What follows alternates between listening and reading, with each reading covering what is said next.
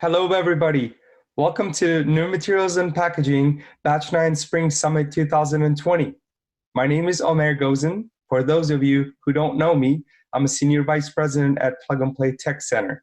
I globally oversee our businesses in new materials and packaging, food and beverage, and sustainability. We have created amazing content for you for this week, so I would like to thank my team from the bottom of our hearts for this amazing week that they have put together. I cannot wait to share that with you, but prior to that, I would like to share with you a brief history of Plug and Play. So our history dates back to the late 90s, and our history started at 165 University Avenue in Palo Alto, California. That is the building that we call the Lucky Building, that saw tenants like Google, Logitech, Danger, and PayPal. So after that, we moved to our current building in Sunnyvale, California in 2006. That used to be a Philips Semiconductors factory. And ever since, we started with industry verticals in 2012, and we've created this motto of open innovation and bringing in startups, corporations, governments, universities, and everything else to create this big ecosystem for you.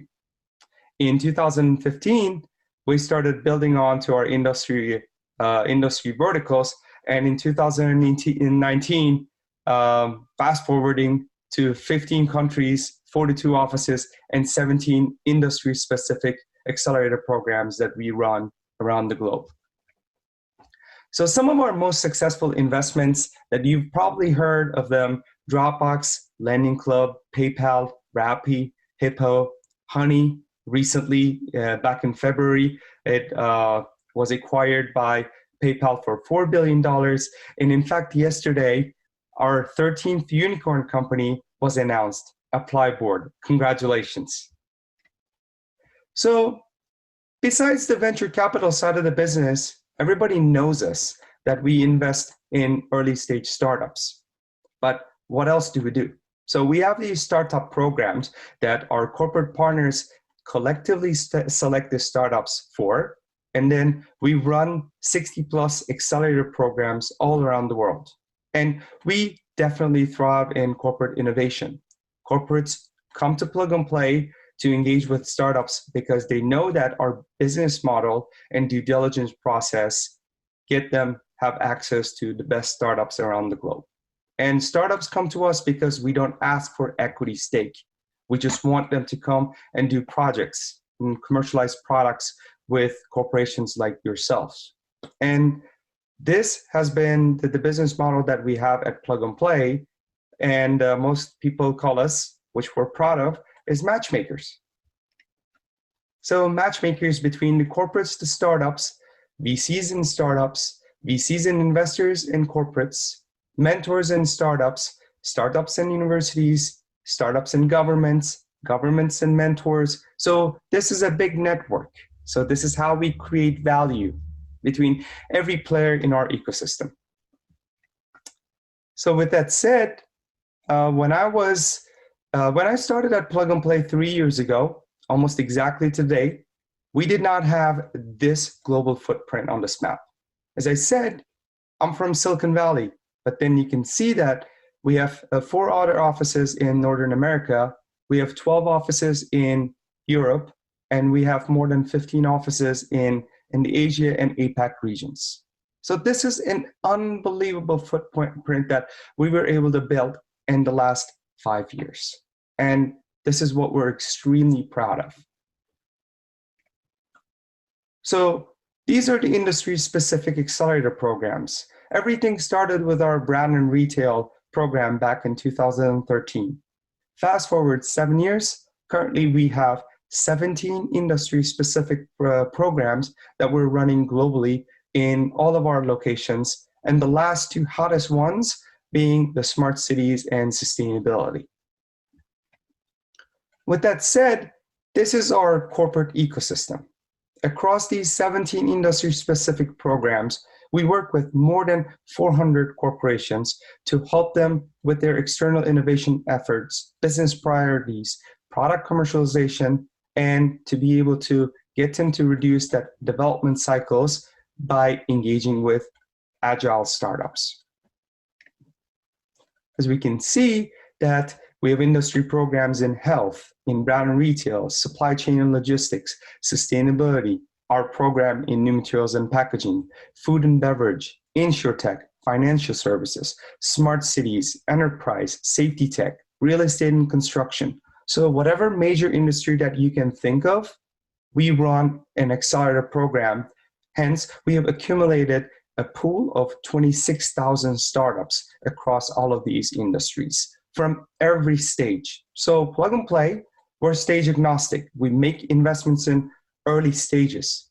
But at the same time, we recognize the challenge that corporates do need to work with the more mature startups because they're at the infancy stages of their digital transformation journey, where they cannot do much hand-holding with the startups. That's why these accelerator programs are designed in a way that corporations, by our sourcing, select the startups based on their business priorities and needs.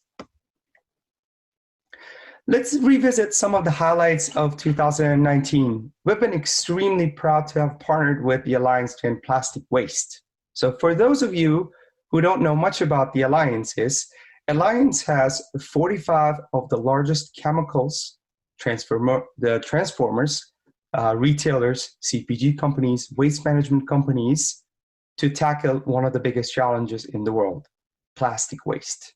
Plug and Play's role in this partnership is to create 3 innovation hubs in Silicon Valley, Paris, and Singapore to eliminate plastic waste by looking at everything in the plastics value chain, from collecting, managing waste to recycle, and then upcycle plastic waste into post-use plastic products.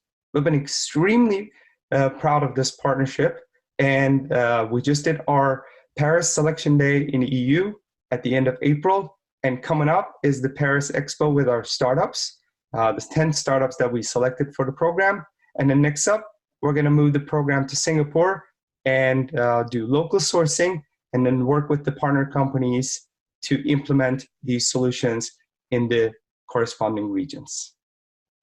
Really happy that I'm a part of this partnership. As you can see, Alliance members have a global reach of an unbelievable footprint here. So my teammate, Matt Claxton, will be running the Sustainability Expo tomorrow at this time. So if you're interested, please get in touch with us. We would love to show you those startups. We'd love you to attend that expo tomorrow, starting at 8 a.m. Pacific Standard Time. So with that said, our sourcing process is, it never ends for us. It's dynamic. So we get this question a lot that, where do we find these startups? Well, we collect inbound applications, but that is not enough. We have Plug and Play Ventures, which consists of 50 of my teammates, continuously sourcing startups for all of these industry programs, all of our corporate partners. So we find startups actively on the web. We find them through universities and governments. That is a separate team that is dedicated to finding startups in universities.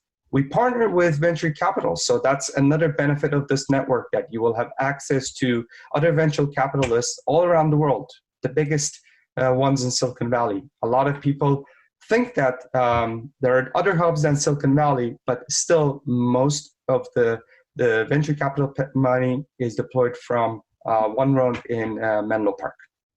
So again, our goal is to continue sourcing every day, and that's how we have created a pool of 26,000 startups sourced per year for us. And considering our investment portfolio, which is only 1,000 startups, as you can see, startups never end for us. So when you're doing a deal flow, it's often, unless it's asked purposefully, you will not be even seeing an investment portfolio startup for us.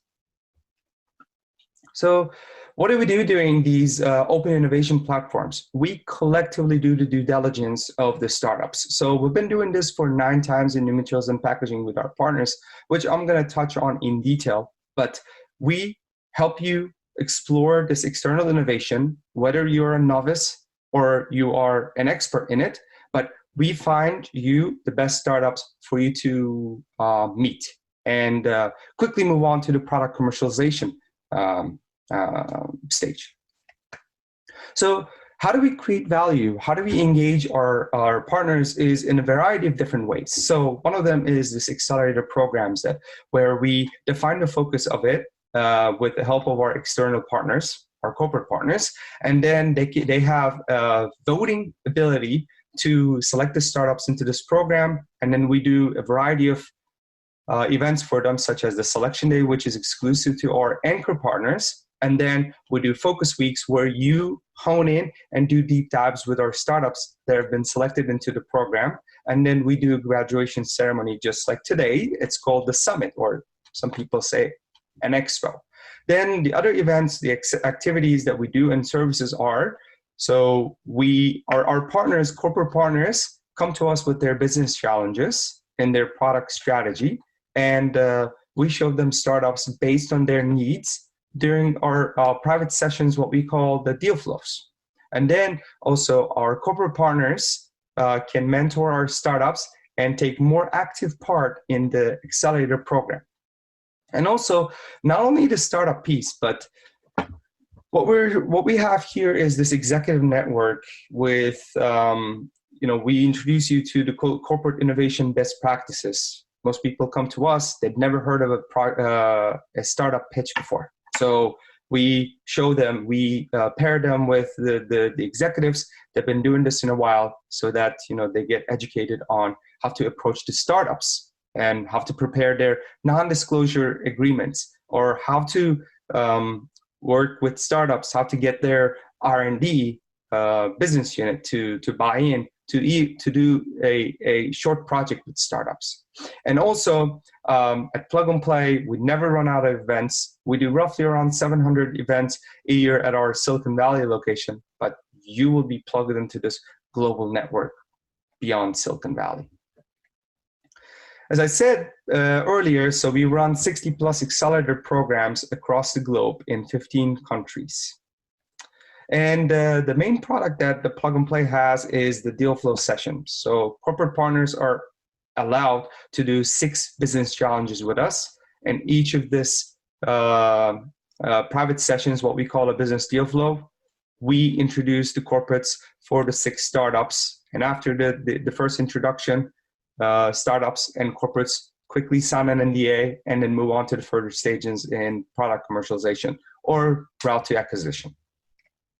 So just to talk with the numbers, we made roughly around 1,800 plus deal flows in 2019. Considering that each deal flow will have 4 or 6 startups, the sheer number of the volume of the private introductions that we make between startups and corporate partners is just mind-blowing.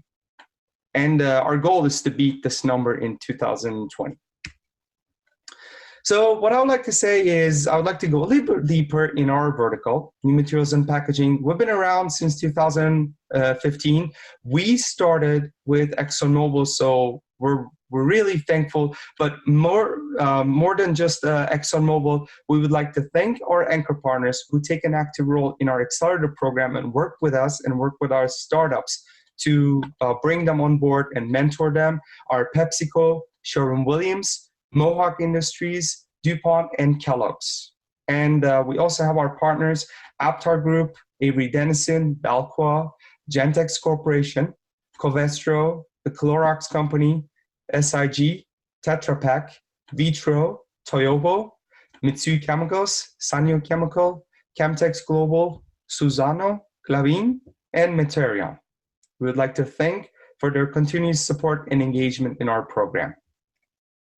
And most importantly, I would like to congratulate our Batch 9 startups of New Materials and Packaging, which soon, later, I know every one of you are excitingly waiting for their pitches, but I would like to give a big shout out to these guys. These startups, I know it's not easy to survive, especially during this pandemic and everything, but at Plug and Play, we're doing everything to be able to make sure that you get the best out of our programs. And hopefully you'll put a good word out to your colleagues who are the founders of the other startups that indeed joining the Plug and Play Accelerator program was the best thing that you've done earlier in your journey with your startup. So some of the exciting initiatives that we've been building in the house for 2020 is to expand globally the footprint of the New Materials and Packaging program. So on our immediate foresight are the launch in Chicago in 2020 with the Food and Packaging program in August. And then we're going to be doing a Smart Cities and Sustainability focused event on September 24th in Houston with the City of Houston. We're also in their climate action plan. I know that my colleague Matt Claxton tomorrow will be talking in detail about this. And also in Paris, in Europe, we're going to be starting in our inaugural program in September. And one of my passions and dreams has always been to take the materials program to Japan. Finally, it's happening after 3 years of my tenure here. So Kyoto and Tokyo launch that we're going to do officially in December, but prior to that, we're going to have a soft launch event on June 24th in Kyoto. I'll look forward to giving you more details about that. So if you're interested, please drop me a line. I will be sharing my email later in the slides. I would like to move on to our next session where we will be hearing Keynote for the New Materials and Packaging Spring Summit 2020. And I would like to welcome Mike Thaman, the Chief Executive Officer of UBQ Materials. This is the moment that I've been waiting for a long time. One of the reasons is because UBQ Materials is an alumni startup of our vertical, graduated in batch 8 last fall. But even more important point that I'm excited about is I used to work at the leading materials company in Toledo, Ohio, Owens Corning, in building materials. I was a business manager for them. And Mike Thaman was my CEO back then. So Mike led Owens Corning for over a decade as their chief executive officer. And then he left the company last December to join an agile startup. I mean, how exciting it is. And it's such a small world that I'm getting goosebumps just talking about this. So a brief background on Mike, besides that, he led a Fortune 500 company over a decade, and then he stepped down as the chair of the company in April 2020, and he joined the UBQ Materials. He also serves on the boards of directors of Sherwin-Williams and the Kohler Company. And as a former CEO of OC, Mike's vast experience and passion in sustainability are critical for the scale up of UBQ Materials to become a global leader in circular economy. Mike lives in Toledo with his family, and he's also the board of directors of Toledo Museum of Art and the executive committee of Toledo Symphony. Without any more waiting, I would like to welcome Mike to Plug and Play, and please enjoy this keynote. My name is Mike Thaman, and I'm the CEO of UBQ Materials. It's my distinct pleasure to participate in the Plug and Play Spring Summit. I'd like to thank Omar and Saeed for the invitation to be a part of this event. I'm relatively new to the Plug and Play organization, but I know that UBQ has benefited from our association. I'd like to start by recognizing the difficult times that we're all operating in today due to the pandemic. I hope that this summit finds all of you safe, and that the consequences to the health of you and your team, and also your business, has not been too severe.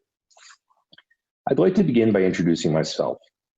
I spent the last 28 years working at Owens Corning, a global manufacturer of construction and industrial materials. OC was founded in 1938, and as you can see from the slide, was a little over $7 billion in 2019, with 19,000 employees in 33 countries. I spent my last 12 years there as CEO. So in many ways, my background in coming to the conference is much more similar to the large sponsor companies than the startup where I'm currently working. Let me tell you a bit of the journey from OC to UBQ in a couple of slides. A great source of pride for me and for Owens Corning is that we are one of only 57 companies that have been in the Fortune 500 consecutively since its inception. The other 443 companies from the original list all dropped due to a failure to grow, being acquired, or being driven out of business by disruptive technologies. We always viewed this as evidence of our ability to make useful products with enduring value in important and growing markets. When I became CEO, our team thought about what would be required to ensure that OC stayed on this list for the next 50 years. And this was the beginning of our sustainability journey.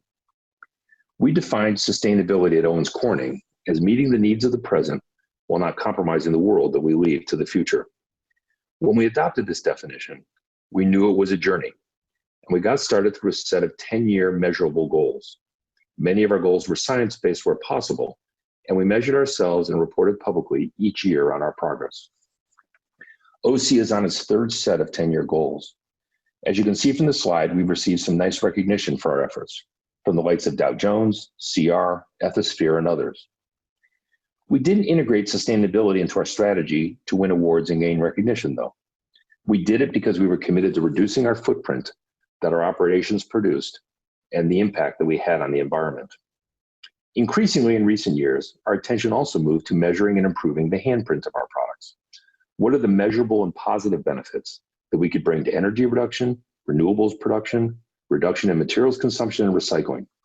The management team has a vision of creating a net positive company, one whose handprint exceeds its footprint.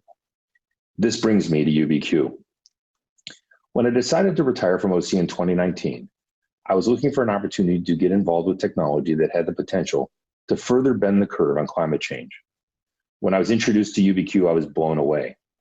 As a company founded on the conversion of household waste into a thermoplastic substitute, UBQ began its life as a net positive company. By using ordinary trash as our feedstock, we are truly a circular economy technology that can take discarded and valueless materials and move them back to the beginning of the supply chain to be utilized in place of virgin materials, eliminating extraction, processing, waste to landfill, and the harmful landfill emissions of methane along the way. Clearly, this was something that I wanted to be a part of. So if you'd let me, I'd like to tell you the story of UBQ. Let's start with trash. There's 2.5 billion tons of municipal solid waste produced annually. About 12% of this waste is plastic, but the remainder of this waste is other materials that are difficult to recycle. And about 80% of this waste is dumped into open landfills next to our waters, lakes, and oceans. Clearly, landfills are a tremendous problem, and waste is a tremendous opportunity. To introduce you to UBQ, I'd like to share a short video about what we do. Introducing UBQ, the greenest thermoplastic material on the planet. UBQ is a bio-based, worldwide patented material that can replace common plastics in the manufacturing of thousands of products. UBQ is a revolution in the materials sector as it enables the production of carbon neutral and climate positive products, something unheard of before. Amazingly, UBQ is made from our daily trash, from food waste, packaging, cardboard, and plastics that end up in landfills and polluting our oceans. We have created a valuable new natural resource that didn't exist till now, from a linear model that exhausts our natural resources to a truly circular economy. UBQ material, using it just makes sense. So as I hope you learned, what makes us different is our ability to use a largely unsorted consumer waste stream and convert that back through the chain to a sustainable product. As you can see from my next slide, in a linear supply chain, materials are extracted and go through production, consumption, and waste steps before they are landfilled as waste into a landfill. In the existing recycling supply chain, at the consumer waste stage of this, you'll see along the gray arrows. The waste is diverted into a materials recycling facility, where some of that material is recycled into waste streams that go back to the consumption phase of the supply chain. But a significant portion of the waste that comes into the material recycling facility is diverted and ends up back in the landfill waste. In the circular economy, or the UBQ supply chain, waste from downstream of the consumer is diverted to the UBQ advanced waste conversion process, which is turned into the UBQ material that can then be brought upstream in the supply chain into the production phase and reused in a circular manner. So unlike recycled plastic, which is a narrow part of the waste stream that's going into the landfill, we're taking the entire unsorted waste stream and bringing it back into our process. And when I talk about largely unsorted consumer waste, I mean the whole column. We're talking about food waste like chicken bones and banana peels, garden waste, dirty cardboard and paper, and unrecycled mixed plastic waste. Utilizing our proprietary process, we convert that waste into a patented process that can be compounded with thermoplastic resin systems and can be converted into climate positive products in a variety of shapes and sizes, all utilizing standard plastic industry processing technologies. In fact, we've demonstrated our technology utilizing injection molding, compression molding, and extrusion, along with blow molding and 3D printing. And we've also demonstrated compatibility with polypropylene and PVC, as well as polyethylene, polystyrene, and post-consumer recycle. We're also very proud of our process technology. It's a closed process with zero water, zero waste, zero effluents, zero combustion, and zero emissions. And beyond the significant impact that we believe our technology can have on landfill streams, there's an equally important impact to the emission of global warming gases from landfills. I think you are all probably aware that landfills are a significant source of methane emissions. According to the IPCC, methane has more than 25 times the potency of CO2 for global warming over a 100-year period. More importantly, in our view, methane is more than 80 times as potent over a 20-year time horizon as CO2. I don't know about you, but I don't personally believe that we have 100 years to make progress against this urgent problem. It is clear that methane reduction is a critical strategy to flattening the curve in the timeframe that most governments, scientists, and businesses believe we need to make dramatic progress against CO2 buildup in the atmosphere, that being the next couple of decades. As you'll see from our slide, UBQ materials effectively sequester nearly 12 tons of CO2 equivalents for each ton of production. This is in comparison to the thermoplastics on the right-hand part of the slide that emit between 2 and 4 tons of CO2 for each ton of production. Even recycled plastic has a small positive CO2 emission. According to Quantis, a leading consulting firm in the area of climate change and CO2 emission, to the best of our knowledge, this positions the UBQ material today as the most climate positive thermoplastic material in the market. UBQ's positive CO2 profile allows it to be mixed with virgin thermoplastics at relatively low levels of loading to produce carbon neutral and even climate positive material systems. For example, across popular thermoplastics, PVC, polypropylene, and polyethylene, loadings between 15 and 20% would fully offset the CO2 associated with the virgin material and create a new material system with no CO2 footprint. We think that these environmental attributes have broad applicability across today's marketplace. Consumers increasingly view their buying habits as an expression of their values. They want transparency, and they want products that are verifiably better for the market. With UBQ, we are pursuing a circular future with a safe, climate-positive material system and a process that consumes trash and produces zero waste.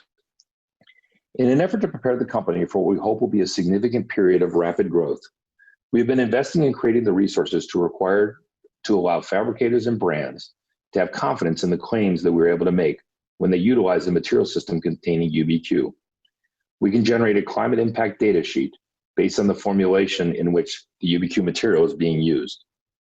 So let me sum up the UBQ journey. We've developed what we believe is a highly efficient technology and we're continuing to improve our process technology and our product technology every day.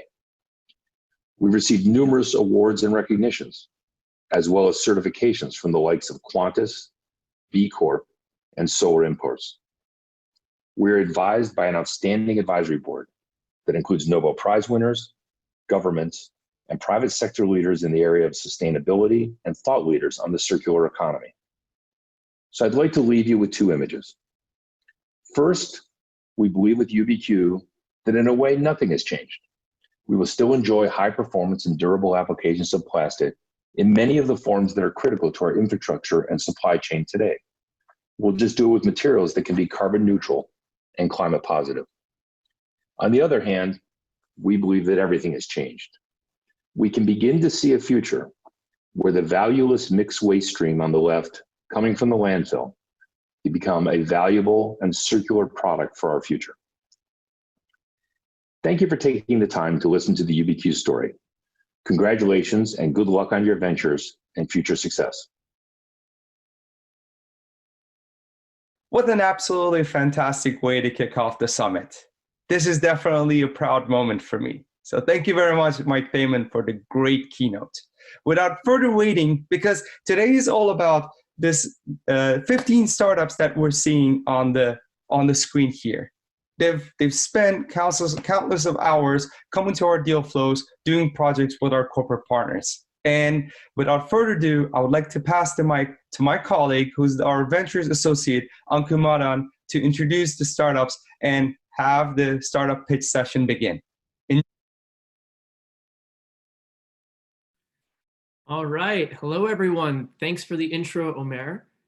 Good morning, good afternoon to all more than 400 of you that are dialed in today for the Plug and Play New Materials and Packaging Batch 9 Expo.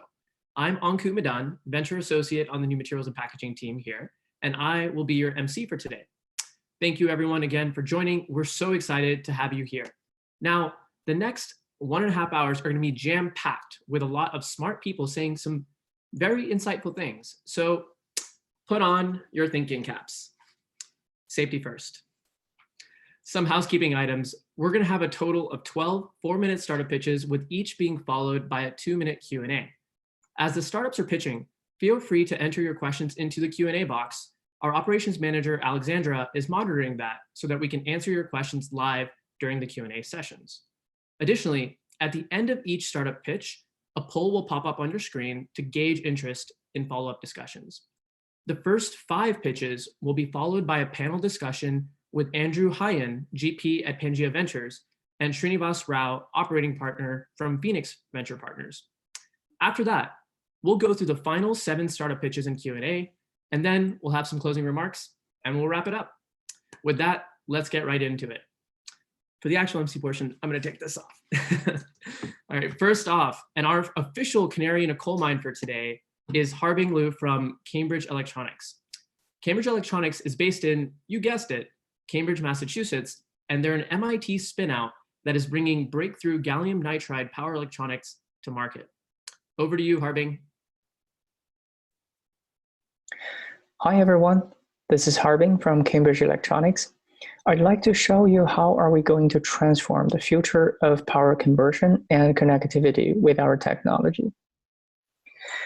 Power conversion happens everywhere in our daily life. The power generated from a solar panel needs to be converted to AC for transmission, and the AC from grid needs to be converted into DC for applications like computers, electrical vehicles, data centers, and 5G networks. The device enabled all these conversion is a silicon power transistor. But right now there are 2 challenges for it. The first is inefficiency. The silicon power transistor wastes about 15% of the total energy we generated. And that waste is equals to the US total residential consumption. That's a lot of waste. And the second challenge is the consumer electronics and electric vehicles all require a smaller form of the converters with a higher power density. And that is beyond the limit of silicon devices. So we need a new technology to solve these 2 challenges. In Cambridge Electronics, we introduced the 3D gun technology. In this technology, we use gallium nitride to replace silicon as the semiconductor material. And this technology enables about a 70% reduction of the energy loss and a 60% reduction of the size. And we have already got 19 patents for this technology, and we are all ready for entering the market. Currently, we are aiming at 2 immediately available markets. The first one is phone charger. We all want a more powerful phone charger, but we don't want a bigger charger.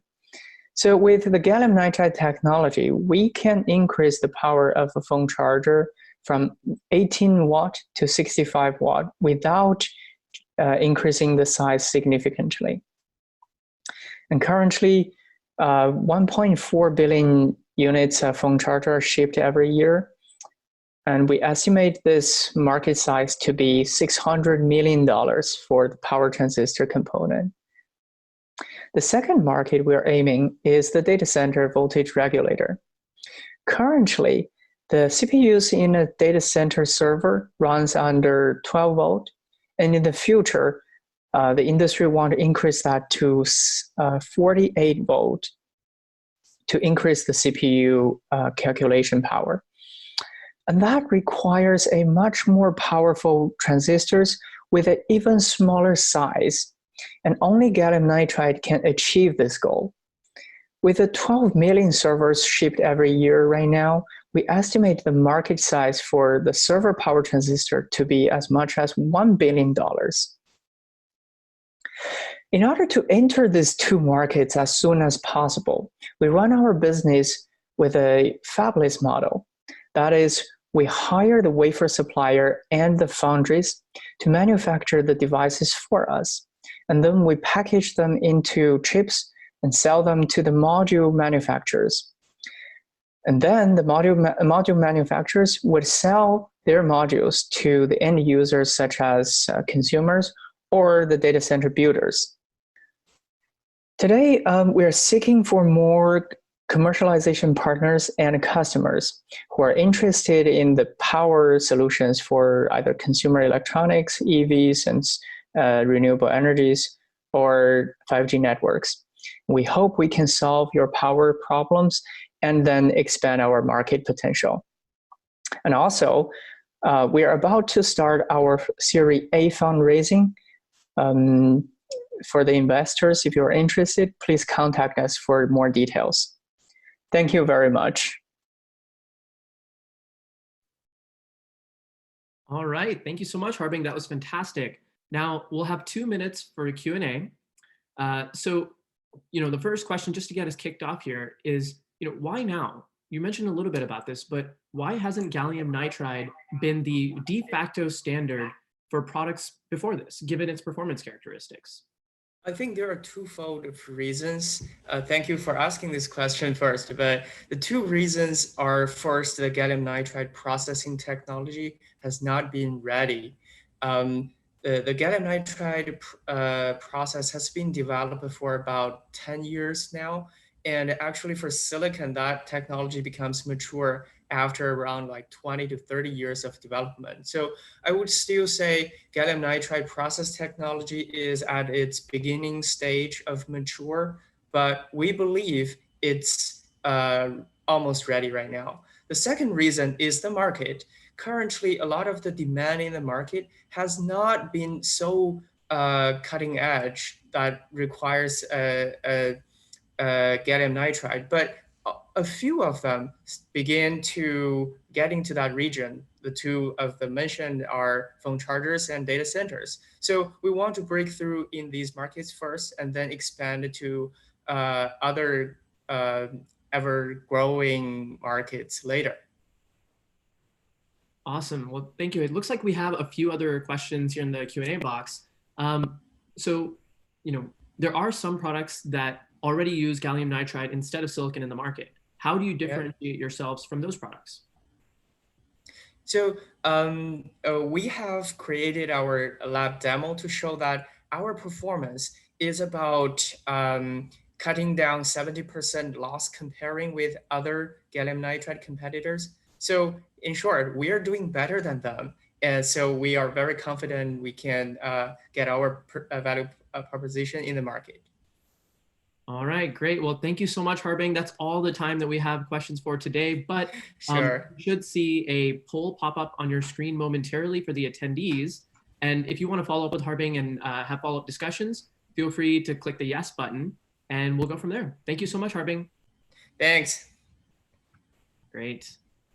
All right, and with that, next up, we have Mike from Corumat. Corumat can turn a ton of food waste, or for you non-pound types, that's 907 kilograms, into $500 of the world's best packaging. Tell us more, Mike. Hi, my name is Mike Wagner, and I founded Corumat in 2013 to make lightweight materials for the circular economy. We make lightweight thermoplastic structures. We're a material science company. We have a patent-pending process enabled by patent-pending machinery to make patent-pending structures of matter and make patent-pending products that are stronger, greener, and cheaper than competitive technology products. This is enabled by that lightweight structure that you can see in the center of the screen. Now, the technology can be used for low-cost elastomers due to being lightweight, light, strong, and green aerospace interiors, greener sporting goods, medical materials, and food service packaging. So we've decided to focus on the $238 billion worldwide packaging market through licensing and are focused on producing in a $1 billion US niche for compostable packaging right now. The reason why we've decided to focus on packaging is because 3 billion people lack access to basic sanitation and they throw plastic into rivers, which then gets into oceans and causes ocean plastics. Food waste rotting in landfills makes about 7% of climate change, and there's no profitable reason to change it. We'd love to solve these two problems. And we will by using our compostable packaging technology. We can make packaging that is actually lighter and cheaper than conventional petroleum-based packaging because of that lightweight patent-pending structure from the technology slide. It is compostable and it's made from plants today and will be made from food waste in the future. It is actually stronger than conventional packaging because of that lightweight structure, and it is insulating so food stays hot or cold depending on the application and customers get a better experience. The way our technology is applied is that we partner with existing manufacturers, we add a piece of machinery, and then they run their conventional steps with an extra step to make lighter, greener, cheaper, compostable food service packaging. Because we can partner with existing facilities, we should be able to pull this off fairly quickly and cost effectively around the world. I have put together a great team to implement my vision. I've got a master's in mechanical engineering with a thesis focused on an interesting way to make lightweight materials. My chief science officer, Greg, was formerly with Ecovative, a successful material science firm. I found a great advisor to advise me in forming partnerships around the world, and I've been building out a technical team to scale this up with our current manufacturing partners. Now, the big story about this is a profitable reason to put in infrastructure in the developing world. Users of food service packaging on the right get the highest performance, insulating, lowest cost food service packaging. It can be put into automatic sorting systems where recyclables get pulled out for reuse by others, and the organic fraction can be given to my partners who can make me more pellets to make packaging. It can then get converted into high performance, low cost packaging in local manufacturing facilities. The difference between this and conventional recycling is that every step is profitable in this big green loop that we've developed. It creates a profit motive to get plastics out of the ocean and food waste out of landfills and solve some of the world's biggest problems. We have demonstrated this at the pilot scale using grant funds from credible granting agencies. We convinced the USDA to give us a pilot manufacturing facility in Berkeley, and it saved us $20 million. And we're currently operating at the pilot scale with an existing manufacturing and machinery partner, and we're actively building a full-scale production line. We are seeking pilot customers in food service and packaging and sources of food waste, partners for high-performance materials like airplane parts, and investment. We're seeking the final $900K of a $5 million grant and equity round and planning for a $20 million Series A. Thank you. All right, thank you so much, Mike. I really like what you said about realigning profit motives for making these new types of products. I think that was great. We have a couple of questions here in the chat. The first one is from an attendee. How do you build this material with homogeneous properties, given that you have heterogeneous materials as a feedstock? Excellent question. So like with normal polymer recycling, you're just melting polymers and you have like 10 streams that all have to come together. We do organic chemical recycling. So any food waste, any like PLA packaging, anything can get converted into lactic acid, and then it gets polymerized using conventional industrial technologies. We're really fortunate because Dow and Cargill spent about $1 billion figuring out how to make PLA, our raw material, really cost effectively like 20 years ago. And now a lot of that is commercially and industrially available. So basically the reason why you can take all these substrates, it's a mixed organic waste stream, you make lactic acid, and then you convert it in known commoditized industrial technologies. Great. And we have another question here that's speaking a little bit more to maybe the performance characteristics. How does the lightweight of your products contribute to reduce the plastic waste? Is there any difference in the material itself rather than your manufacturing process? Yeah, so we can actually work with almost any thermoplastic. Like that's why we can make both food packaging and also make airplane parts or building materials, et cetera. And it's all about that lightweight structure. So when most people make a plastic product, it's out of solid plastic and it uses a lot of material. What's unique about our materials is it's almost hollow in the center. So that's why it's so light and cheap. It's about 1/3 the material by weight compared to solid plastic. And the other thing that we can do is we can crystallize polymers, and that does improve their properties. And that unique structure, increases the toughness. And so what most people do through chemistry and solid materials, we do through microengineering, and that's why our products are strong, light, and cheap. So thank you. Awesome. Well, thank you so much, Mike. That's the end of our time for Q&A, but the poll just should have popped up for everyone. Again, you'll have a chance to connect with Mike after this. So thank you so much, Mike. Yep, thank you. All right, moving on. So, we just heard a little bit about how you can turn food waste into packaging. It turns out there is a lot of food waste out there. What do we do with the rest of it? Enter Electroactive Technologies. Electroactive Technologies is a Knoxville, Tennessee-based spin-out of Oak Ridge National Labs, and they're converting food waste into hydrogen. Take it away, Alex. Electroactive Technologies is a public benefit corporation spun out of Oak Ridge National Laboratory, working to power cities with waste. Almost 40% of the food produced in the world is wasted, a staggering amount and leading source of methane emissions from landfills. As a result, cities and states are enacting policies to curb food waste around the country and the world. However, options to achieve this are very limited, extremely expensive, and include long transport distances. Our proprietary system can take food waste and make affordable, renewable hydrogen, and we can do it on-site, enabling us to work with large waste generators, waste haulers, and municipalities, offering them a service that will save them more than 30% on their waste management and transportation costs while producing a zero-emission fuel in hydrogen. Our underlying technology leverages a robust microbial community that we've evolved and developed through more than 5 years of research at Oak Ridge National Lab. These microbes grow as a biofilm on an electrode and can actually produce electrons directly from almost any organic waste stream.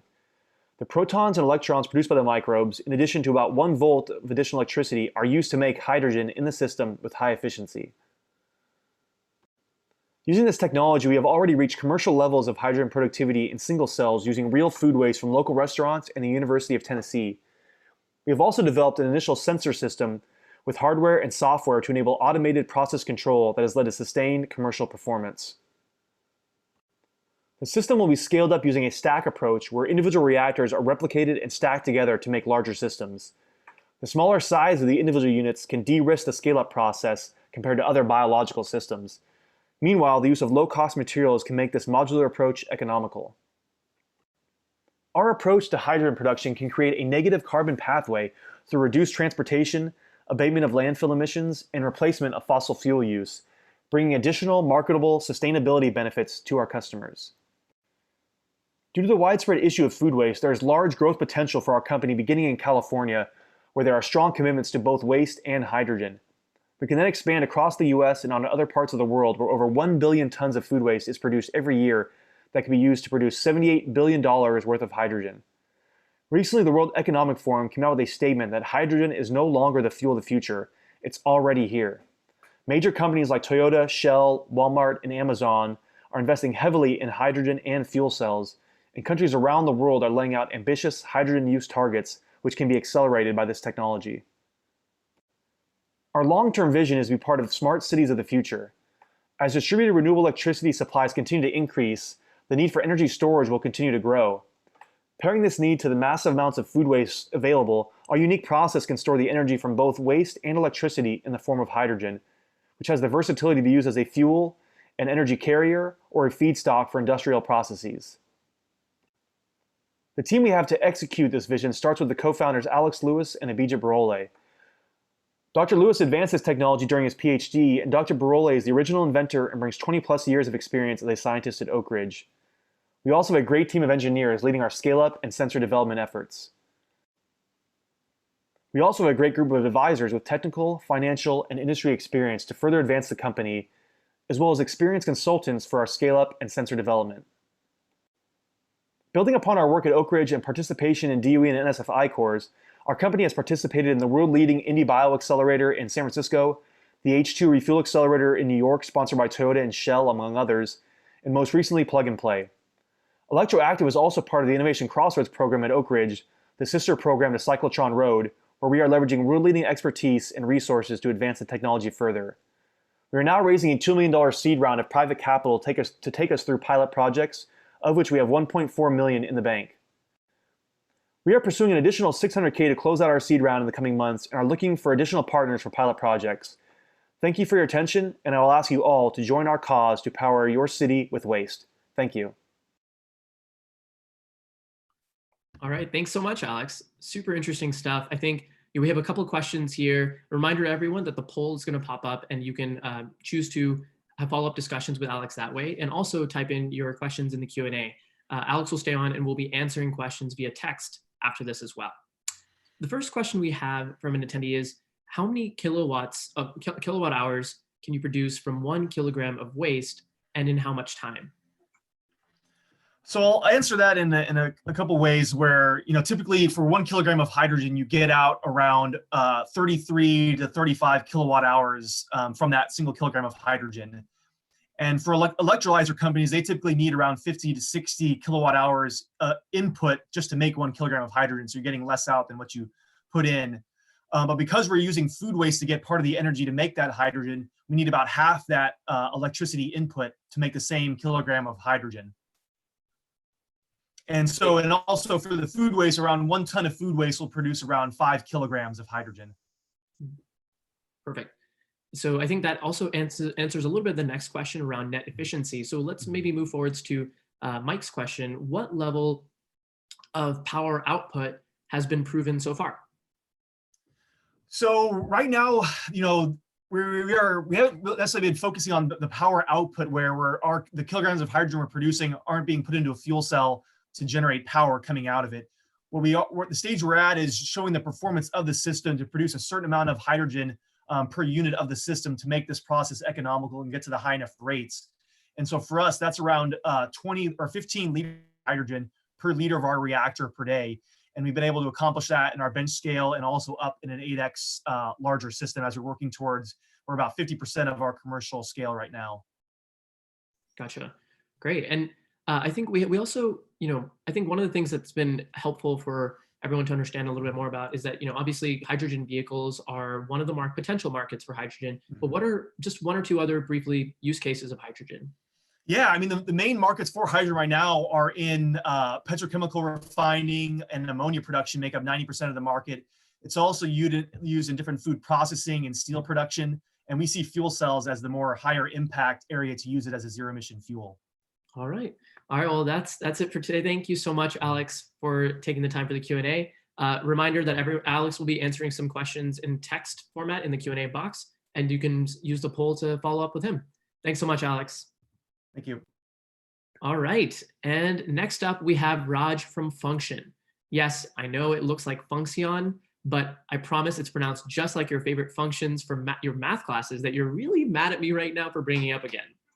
Fun fact about Raj, he's been a competitive dancer for 10 years and was a top 10 dancer on a Bollywood dance reality TV show in 2015.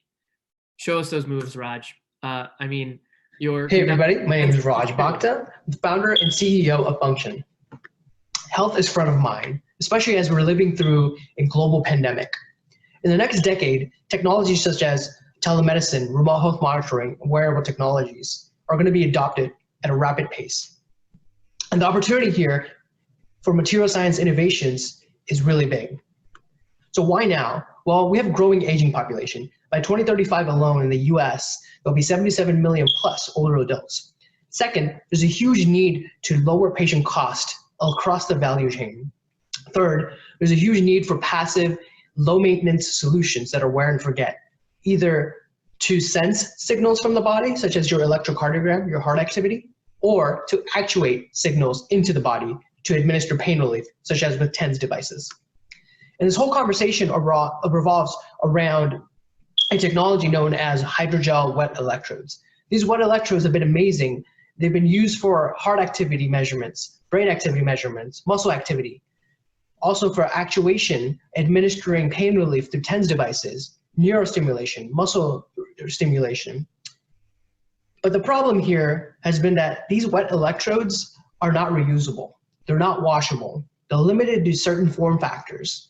And the dry electrode alternative technologies out in the market are just not good enough. They're inaccurate and they lead to motion artifacts. So the solution to this problem is our ionically conductive polymer. It's a reusable polymer that's washable. It can be integrated easily into flexible form factors such as clothing or skin patches that already exist using current manufacturing techniques, and is just as accurate as the wet electrodes in the market right now. And that's the breakthrough here. The breakthrough here is that it marries two of the biggest benefits for these technologies, which is being just as accurate as the wet electrodes that are made from hydrogel, and the benefit of reusability and washability from dry electrodes. And with this single material chemistry that we have, the single materials platform, we're able to unlock multi-billion-dollar markets, such as EKG devices, TENS devices for pain relief, medical electrodes that are used in the doctor's clinic or hospital settings every single day, and even growing markets like smart clothing, all with this single material. So how good is it compared to the alternative solutions in the market? So there's two types of solutions. First is dry electrodes, which are reusable actually, and have gotten some market traction actually. But the problem here is they are not as good as the wet electrodes. The gold standard here is the wet electrodes by far. What we've developed here is a dry adhesive ionically conductive polymer. This is adhesive by itself. It can be integrated easily, and it performs as good as the wet electrodes itself. In order to test this thesis, we actually developed a smart undergarment to test this out. So you can see here, the PQRST waveforms are what come out from your EKG, electrocardiogram, that show your heart activity. Our signals here, as you can see, where Function's wave spectrum is just as good as the commercial wet electrodes in the market. So to demonstrate this, we actually are partnering with United Health right now in a paid pilot study. We also have non-dilutive funding from Cyclotron Road and have gotten NSF grants. We applied recently to international patent on the composition of this materials. The ask here is we're looking for corporate partners to help us scale to the market. We have the technology. We need massive distribution to get massive impact that's coming. In terms of our team, we have a robust technical and health-minded team here at Function. With that, I'd be happy to take questions and feedback. Thank you. All right. Thank you so much, Raj. Perfect. There we go. That was great. I think, as a fun fact about Raj, we actually both met first in North Carolina, where we spent a lot of time. So it's great to see both of us out here in the Bay Area now. Yeah. So it looks like we have some questions in the chat box. The first question is, can this technology be used with polyester fibers, or with what kind of polymers can it be used? Yeah. So great question. It could be used for polyester, cotton. Basically, we're able to print this either with screen printing or some other techniques. So we can tune the chemistry and the viscosity, et cetera, to print onto different materials, whether it's a film like polyester film, or if it's a polyester fabric patch or piece of clothing.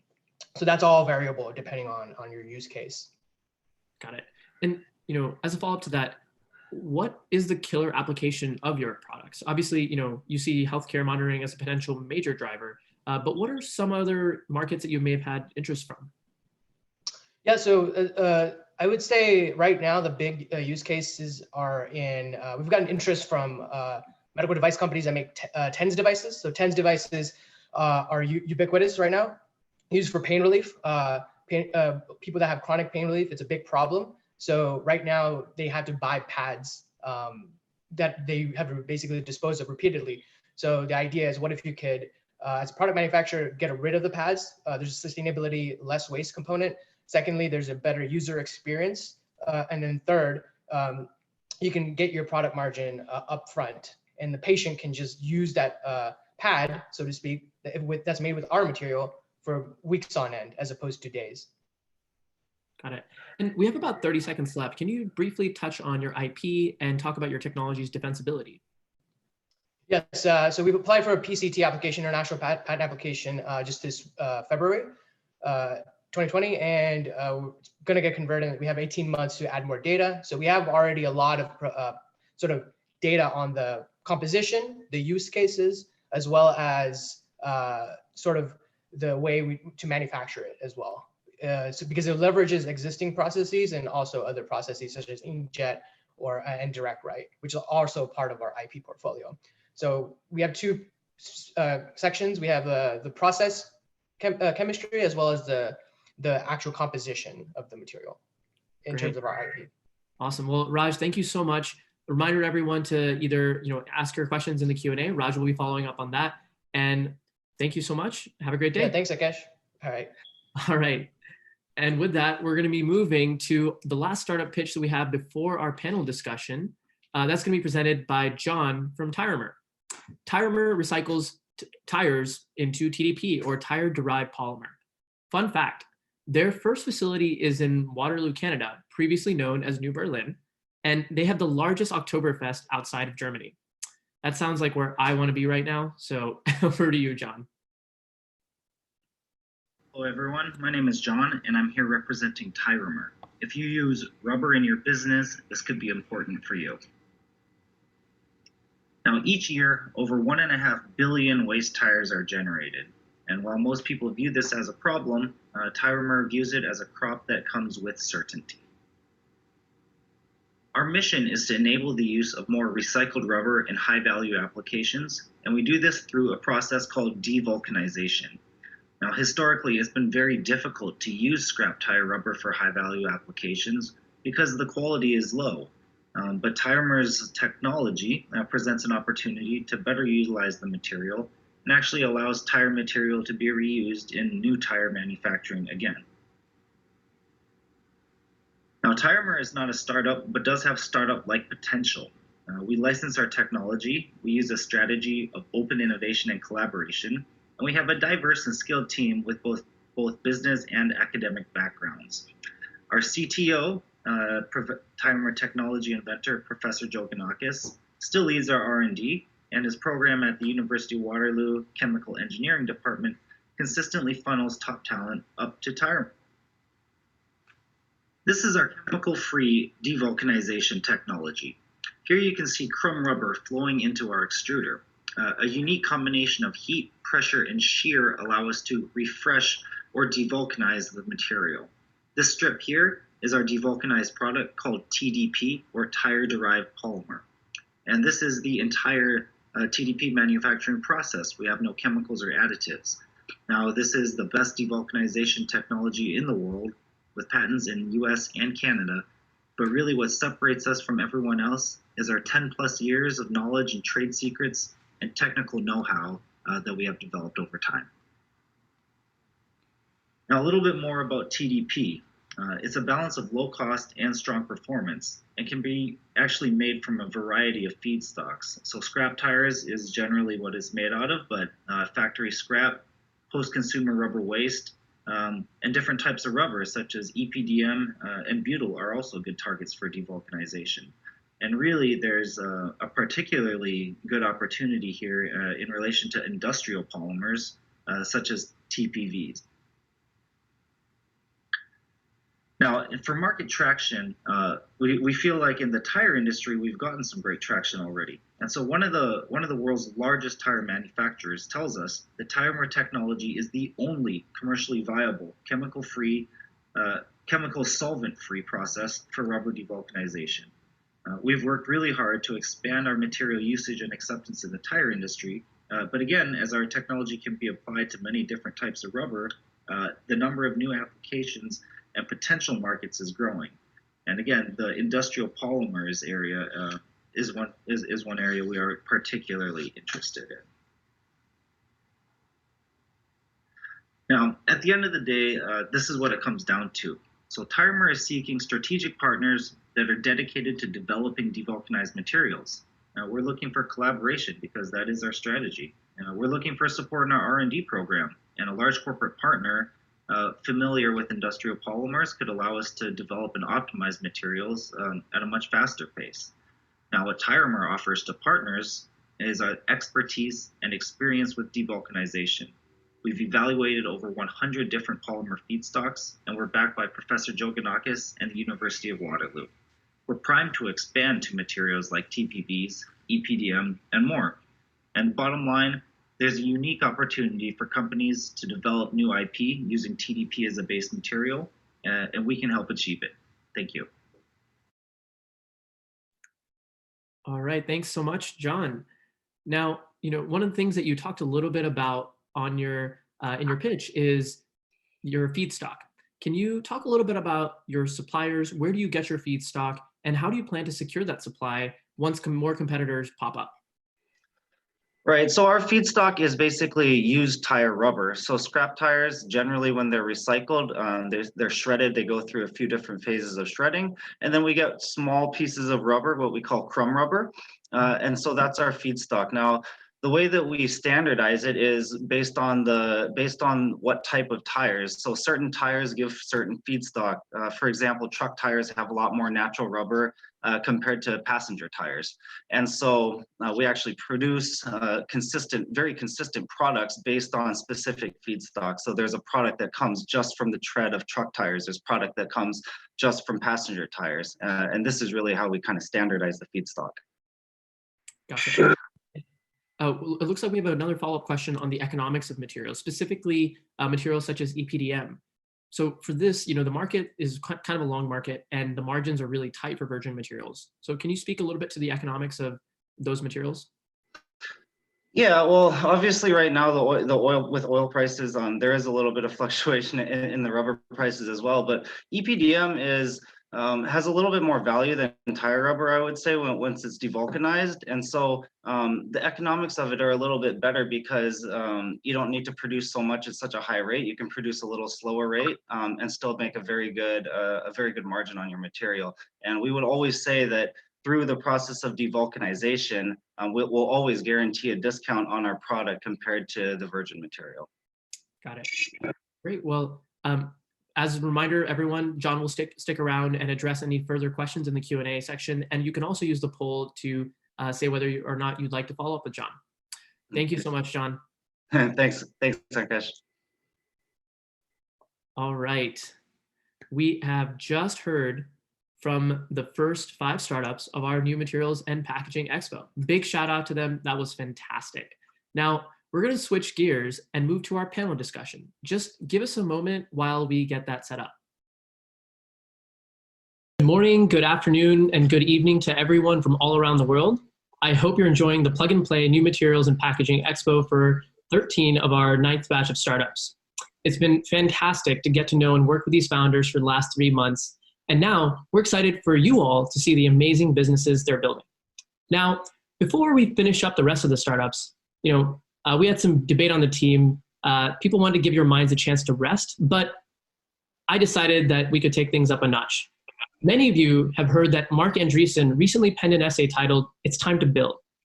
In it, Mark establishes this fundamental observation that we as a society have ceased chasing the true breakthroughs and revolutionary improvements, but rather are content chasing incremental improvements.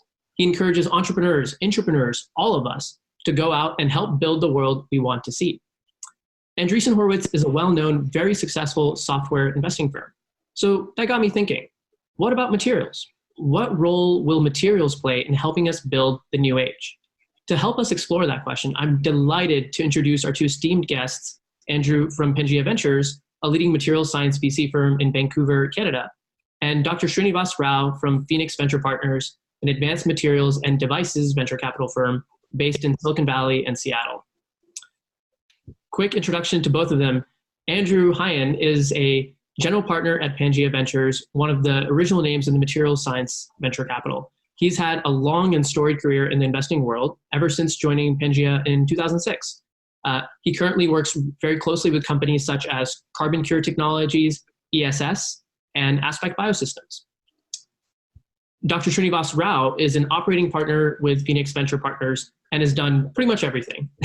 He studied metallurgy at IIT Madras, completed his master's and PhD in metallurgy and material science from the Stevenson Institute of Technology.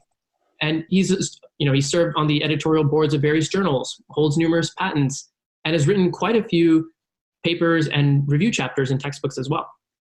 Not only does he have a strong academic pedigree as a distinguished alumnus of IIT, but he has also held senior roles at Selectron Corporation and was most recently the VP of Corporate Technology at Flextronics before joining Phoenix Venture Partners.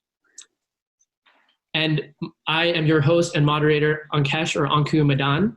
I'm a venture associate here on the new materials and packaging team at PlugandPlay Ventures. I also have a background in material science and previously co-founded a company in the materials space. I'm very excited to welcome Andrew and Srinivas to our panel today. Thank you both for joining. Thank you. Thank you for having us. All right. Well, I think, we can go ahead and jump right into it. Like I mentioned before, there was this recent essay by Mark Andreessen, It's Time to Build, where he talks about all the things that we need to build to get to a society that we want to see.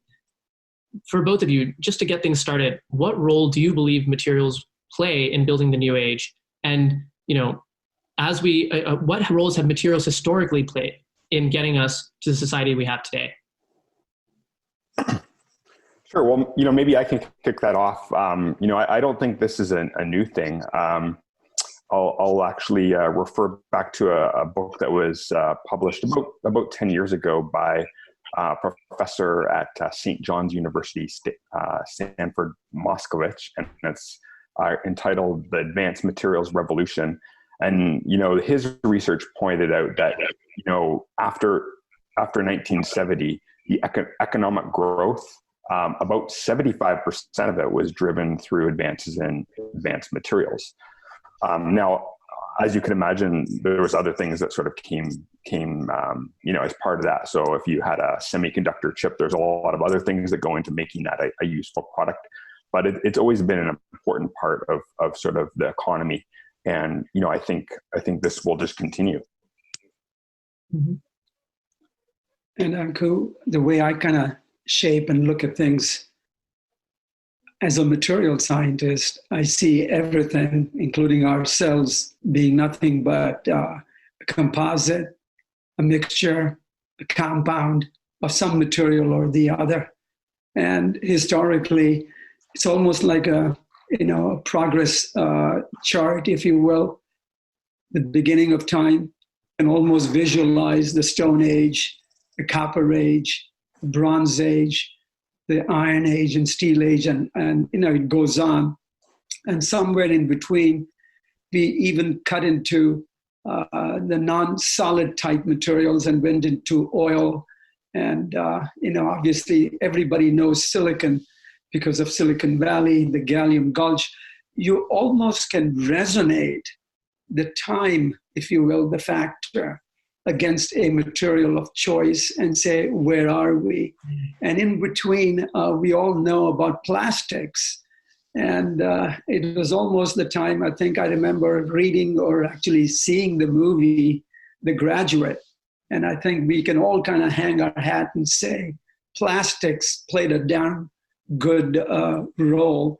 And it has really opened up a wonderful world. So to me, the leaps, the bounds of growth have happened only because of materials. And here we are today. And I'm sure in the conversation today, we will uncover a few novel materials that we should be focused on. Great. Thank you for that. I think, one of the things, a couple of themes that you just mentioned stood out to me. One, obviously we're all made up of these very basic elements and molecules. And it reminds me of, I think Carl Sagan said it best when he said that we're all made up of stardust. I think that's very much true. And it's a question of how we manipulate and kind of create those molecules, figure out the best materials for the new applications of our age that will really define societies, like you mentioned, Srinivas. So I'm curious, maybe, we can start to transition a little bit into what is happening right now. But, you mentioned the Iron Age, the Steel Age, the Bronze Age.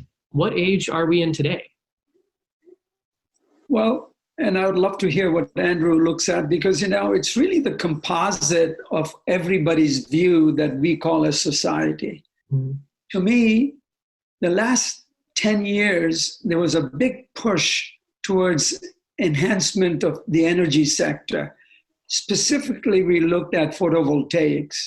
And as I look forward and see where we are today, there have only been incremental improvements in the quality, as in the efficiency of a photovoltaic system, if you will. And likewise, what I see is around us, the information, age, if you want to call that, ever since the growth of fiber optics and information storage material, display technology, I think we still are in that phase where we want to exchange and communicate, and that will spawn a bunch of industries. And we've seen it right in front of our eyes. The 5G is yet to happen in a global way. Internet is accessible to well-developed economies, and I see this again spreading wide, globally, and making its impact now. Got it. And, I'd be curious to hear your take, Andrew.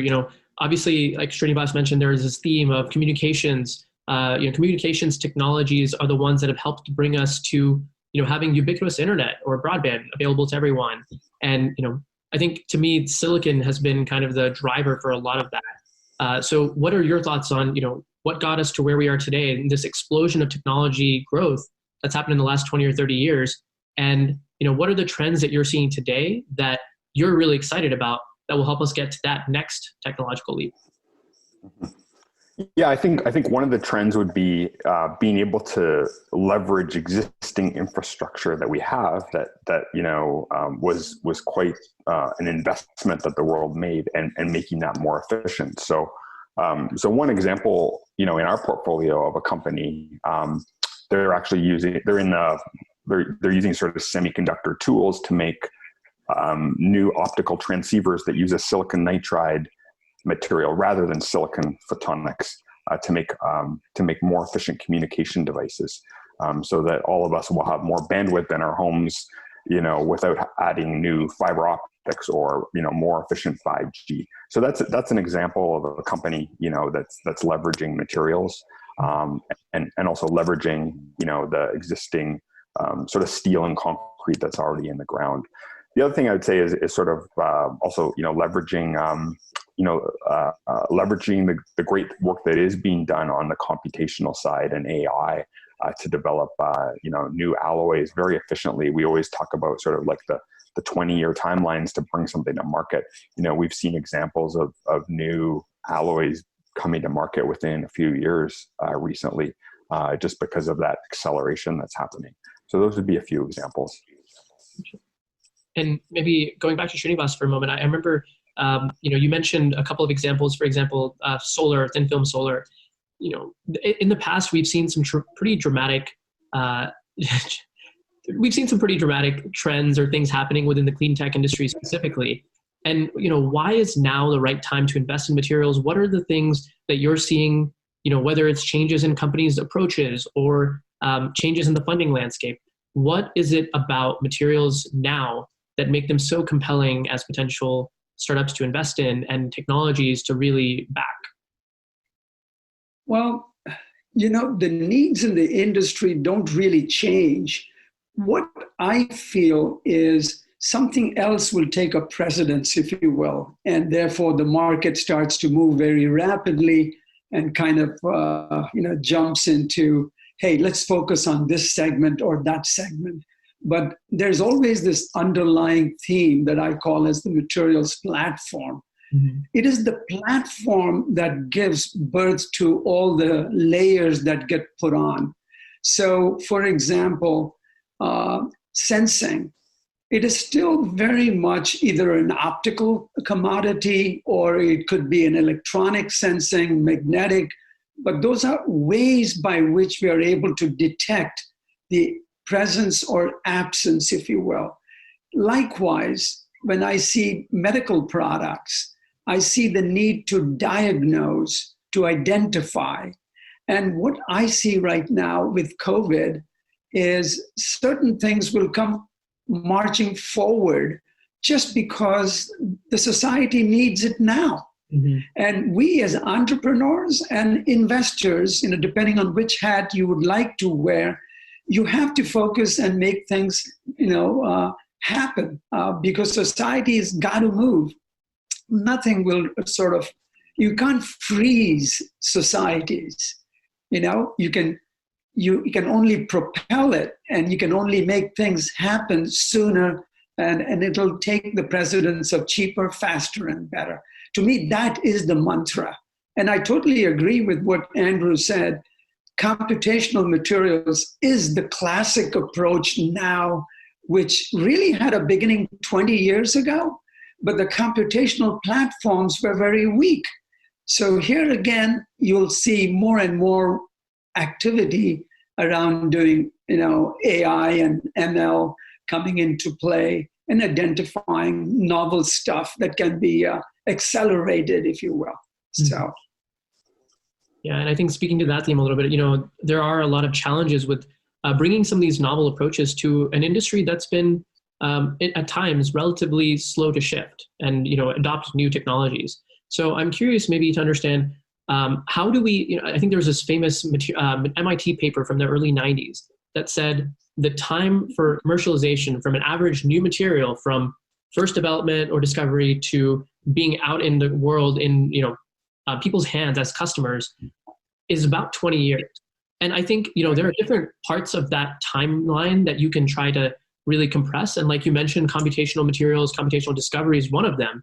What are the major areas that we can try to compress that timeline further so that instead of taking 20 years, we can get to 2 years, 4 years? How do we do that?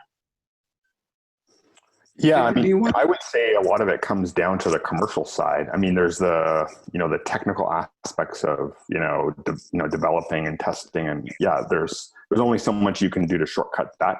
But if you look at that 20-year typical kind of timeline, a lot of those are sort of the commercial aspects of bringing something to market.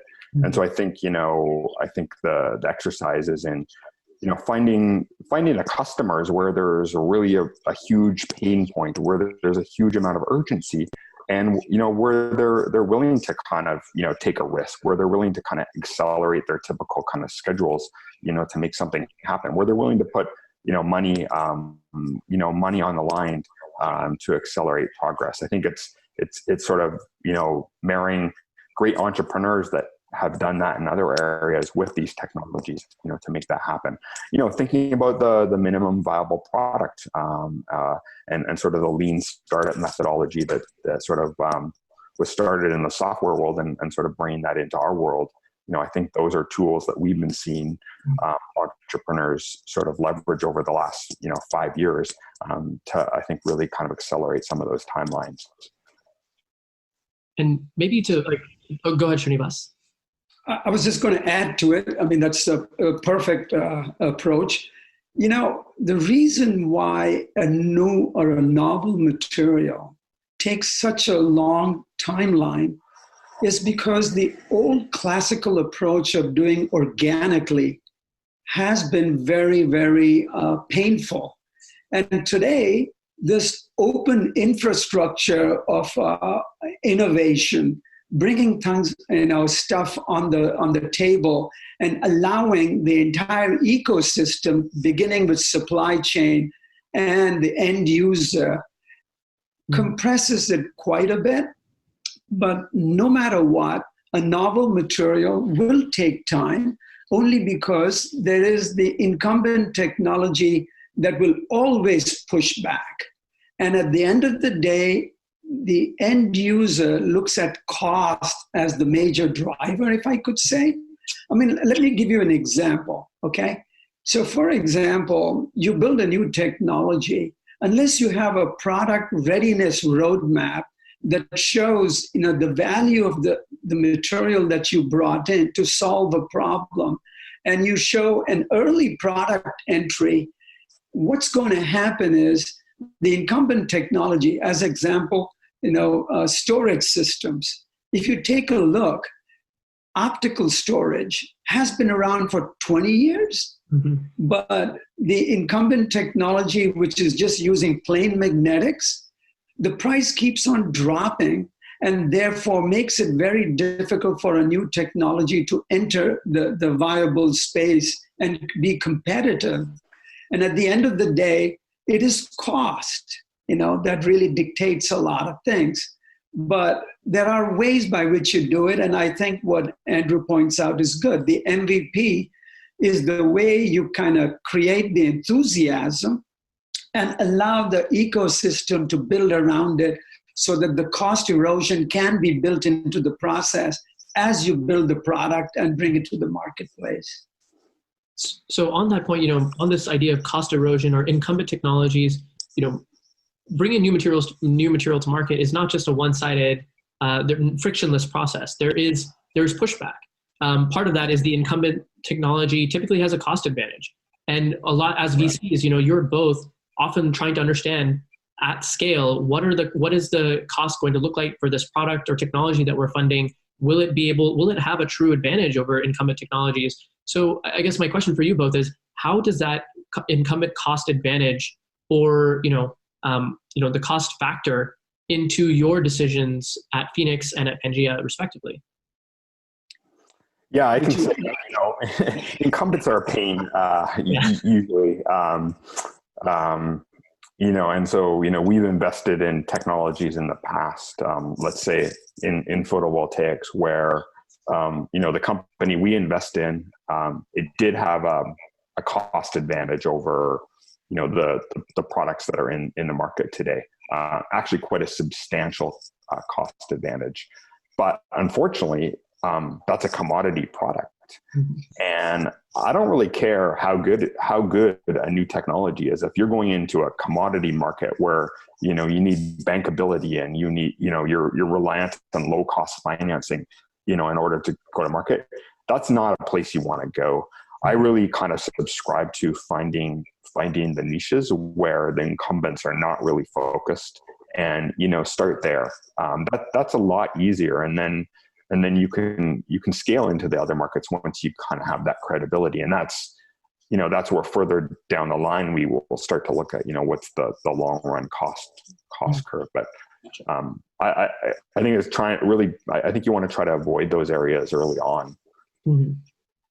Okay, so it sounds like, at least Pangea and Andrew, the approach that you take is look at products, look at companies that are taking the approach of maybe looking at higher margin markets, places that they can, kind of match their company's ability and their technology's ability to go down the cost curve with the markets that they're going into, which makes a lot of sense.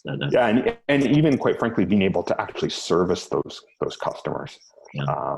Small markets to increase the funnel. Got it. Okay. And what about you, Srinivas? Well, I always like to bring myself to the whiteboard. And the reasoning is you have to put down factors that really, control current technologies. And then you look at new materials and see what advantage you really bring to the party. And you have to be an evangelist. And this kind of goes back to looking at the team and seeing, do they have what it takes to even do such things as be innovative and bring a new platform to the marketplace? Can you garner the interest of the customer or the customer set? Fortunately, there are all these technical bodies that come into my horizon all the time, and I've taken advantage of those, like the IEEEs, SPIE, et cetera, et cetera. So what I target and what I look for is saying the value add by this technology, where could it be valuable to the end product that you wish to bring to the market as your first product of entry? So it's like building a roadmap.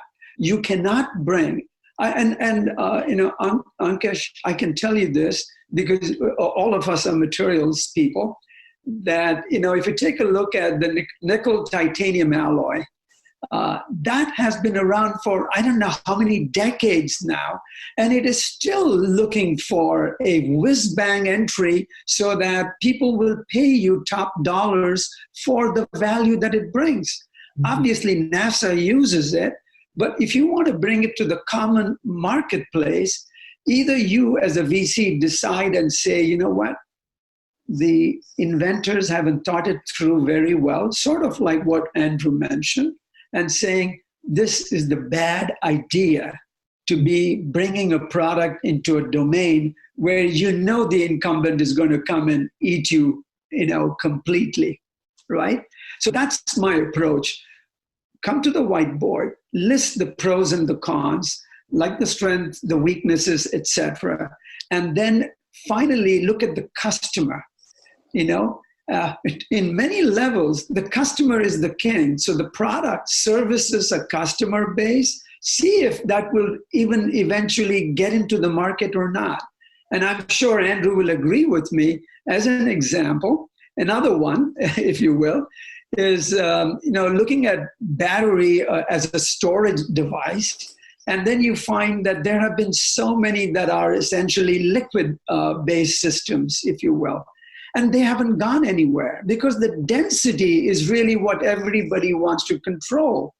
But somebody forgets it and they think about it and saying, hey, I'll make a fluid battery, a flow battery, but it doesn't cut the mustard because you forgot some very important element in the solutions process, and therefore you lose your shirt. So we don't want to do that, and none of us wants to, but learning. So I'm curious, I think Andrew may be laughing for the same reason that I am. I'm curious to hear, Andrew, your take on the battery analogy specifically, because I know so Pangea is an investor, and I know you work really closely with ESS, which my understanding is that they are a redox flow type battery company. Or maybe I'm wrong about that, but can you maybe speak to that a little bit? What's your feeling on battery specifically, and then maybe on that approach, or how your approach is targeted in those fields? Yeah, sure. So we've invested in a number of battery companies over the years. We've had generally they've been successful. I think overall we've made money in the space. But our only current company is ESS, and they are a flow battery. And yes, their energy density is not as high as a lithium-ion solution. But when it comes to delivering energy storage at low cost for decades, especially when you're getting into sort of the longer duration periods above 4 hours, they have a solution that beats out on lithium-ion, and so we're focused on that. We're not focused on where lithium-ion is being really successful today. We're focused on those durations of 6, 8, 10 hours where lithium has sort of proven that it doesn't have a business case, and we don't see that happening. So it is an example where you kind of have to find your niche. Actually, a perfect example. Right. So solutions have to be timely, and that's, by the way, I didn't know, Andrew, that you had a readout. Well, it's a good example. Yeah. But many years ago, I was asked to go and do diligence on a startup.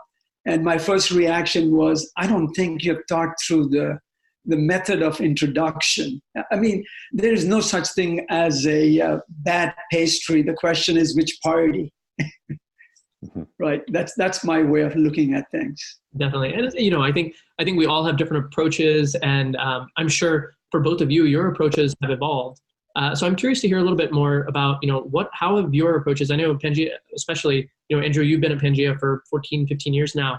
How has the fund's approach changed, or how has your approach changed to looking at startups to invest in?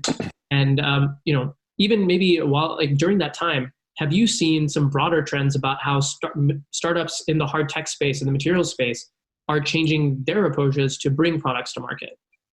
Right. So yeah, when I started doing this about 15 years ago, what we found was a lot of the companies that we spoke to were, spin-outs from university research labs or departments. They often had, professors as CEOs, and sort of it was a technology looking for a problem or looking for a market. And so our approach, and many of those things were amazing innovations. So our approach was typically to sort of take a technology first due diligence approach. We would hire experts, we would, hire patent attorneys, we would do all this sort of thing. And what we learned was that was definitely not the right thing to be focusing on. I think there was kind of two things that we've shifted towards. One is this company solving a real urgent problem where there's sort of tailwinds behind it, in a large and growing market. That's number one. And then the second is this the right team to execute on this? And it doesn't mean it's the right entrepreneur. It's the whole team around that. And does it have the right culture? Does it have, sort of a common vision? Are they hiring the right sort of complementary people? So we really, really dig into that piece. And we find that when we dig deeply on the team, we actually learn more about the rest of the pieces of the business as well. So that's sort of our sort of, what we've seen sort of change, and then sort of how we've adjusted some of our due diligence. Srinivas, do you have any comments on that? I know, so at Phoenix, my understanding, and please correct me if I'm wrong, but the focus is a little bit more on, going after needs-driven industries, or kind of a top-down approach of looking at coming up with a thesis and, looking at startups down the pipeline there. So how do you feel about, investing, and how does that shape, the startups that you're looking at, or the industries that you look into? A good point. Firstly, I think our makeup is slightly different. I mean, I'm not trying to critique company A versus company B, but out of volition, we said we are all essentially very strong material scientists. Each one of us is a PhD with a silo of experience and bringing things to the marketplace, having done, either entrepreneurial work and then also, I would say entrepreneurial work. So as a representative, what we do is we do our diligence very carefully on what is it the value proposition of this particular business is going to be, and is that value proposition anyway resembling what the market sees as being the value-oriented solution, if you will, right? At the end of the day, we all have to sell into the marketplace. Mm-hmm. So then comes all the other stuff, because if you understand what you're trying to do, you can review the team. And the team is very important to me, as I think even Andrew mentions. And the reasoning is there is the technical talent, which is subject matter expertise. The next thing is to look at, ideation. If they have an MVP, we know more or less that if you do it right, it can work. The third piece is how can you drive it rapidly into any kind of volume? And is the market going to be making a demand that will kind of, you end up having such poor yields or whatever. So we look at the entire spread and look cautiously and say, this has legs, it can move, and the team is effective to really look and kind of return and say, we got to make changes. So agility is a very important factor in a team. If you're too if you come out of a pure academic environment, you look at publications and meeting your customers at a conference. But the reality is that has changed now. you know? So go-to-market strategy, all of those are very viable. So the earlier hooks you make to the industry that you want to serve, the better off you are. That is the approach I think entrepreneurs should take, and I think they should work with, essentially fellows that can be enablers, and that's what I look at myself. We are just enablers, right? Actually, that, I think you just answered my next question for us, which was, talking a little bit, obviously we have a lot of intrapreneurs and entrepreneurs in the audience today. So, as we think about, entrepreneurs think about building hard tech businesses, or as corporations think about, how to, instead of, I think this is one of those few places that we don't want to flatten the curve of innovation. We actually want to accelerate the curve. We want to increase the rate of adoption of new technologies. So what is your advice to do to both entrepreneurs and intrapreneurs about how to reduce that commercialization timeline and get better materials, better products to market faster? Andrew, do you want to go first? Sure. I mean, I think we've kind of talked about it. It really starts with the customer. You need to find where there's the urgent pain points, and when you find those, then people will adopt quicker. You need to have a competitive dynamic going on. Otherwise, it becomes sort of the back burner. Mm-hmm. Anything else to add, Srinivas?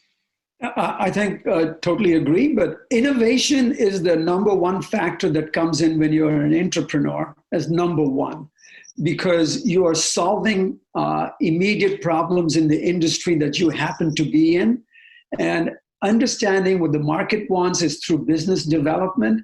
And most of the entrepreneurs are heavily engaged in recognizing the voice of the customer. Mm. Otherwise, you're only doing incremental, improvements. But if you're a true entrepreneur, you listen to the problem the customer is sort of, addressing and saying he's feeling. Our duty as an entrepreneur is, yes, solve that immediate problem, whether it be yield or performance, and then kind of come back and say, you know what? A better way to have done this product would have been, and then kind of see if it's a materials play or is it the next level up, which is really looking at the software that rides on the product. Mm. You can't separate one and the other, as much as one would like to. That's my thought process, if you will. And I think that makes a lot of sense, especially for entrepreneurs, thinking about, I think, we often think that startups are the ones that are part of the everyday world. They're the ones who are moving much more quickly. And I think there's a lot to be said for entrepreneurs at larger companies that have this, this vision or ability to see the entire landscape, have that customer voice close at hand. I think there's an opportunity for entrepreneurs to really think about disseminating those views, that information, those insights into the markets to startups so that, we can get a more efficient flow of information. Because that efficient flow of information is what enables startups. It's what enables entrepreneurs to, not only address the things that they feel are important, but that, enables the market to be more efficient. So I think that's a really good point. And so maybe now, I think we've talked a little bit about what's happening now, what's happened in the past. What are we going to see in the future? What is one area, what is one sector or area of technologies that you both are extremely excited about in the coming years? I'll go if unless Andrew. Go ahead. Yeah. Okay. I think we touched on this, and Andrew, I think you also spoke to it. I really believe that materials technologies are a little complex, and their behavior has never been patterned over the decades, if you will.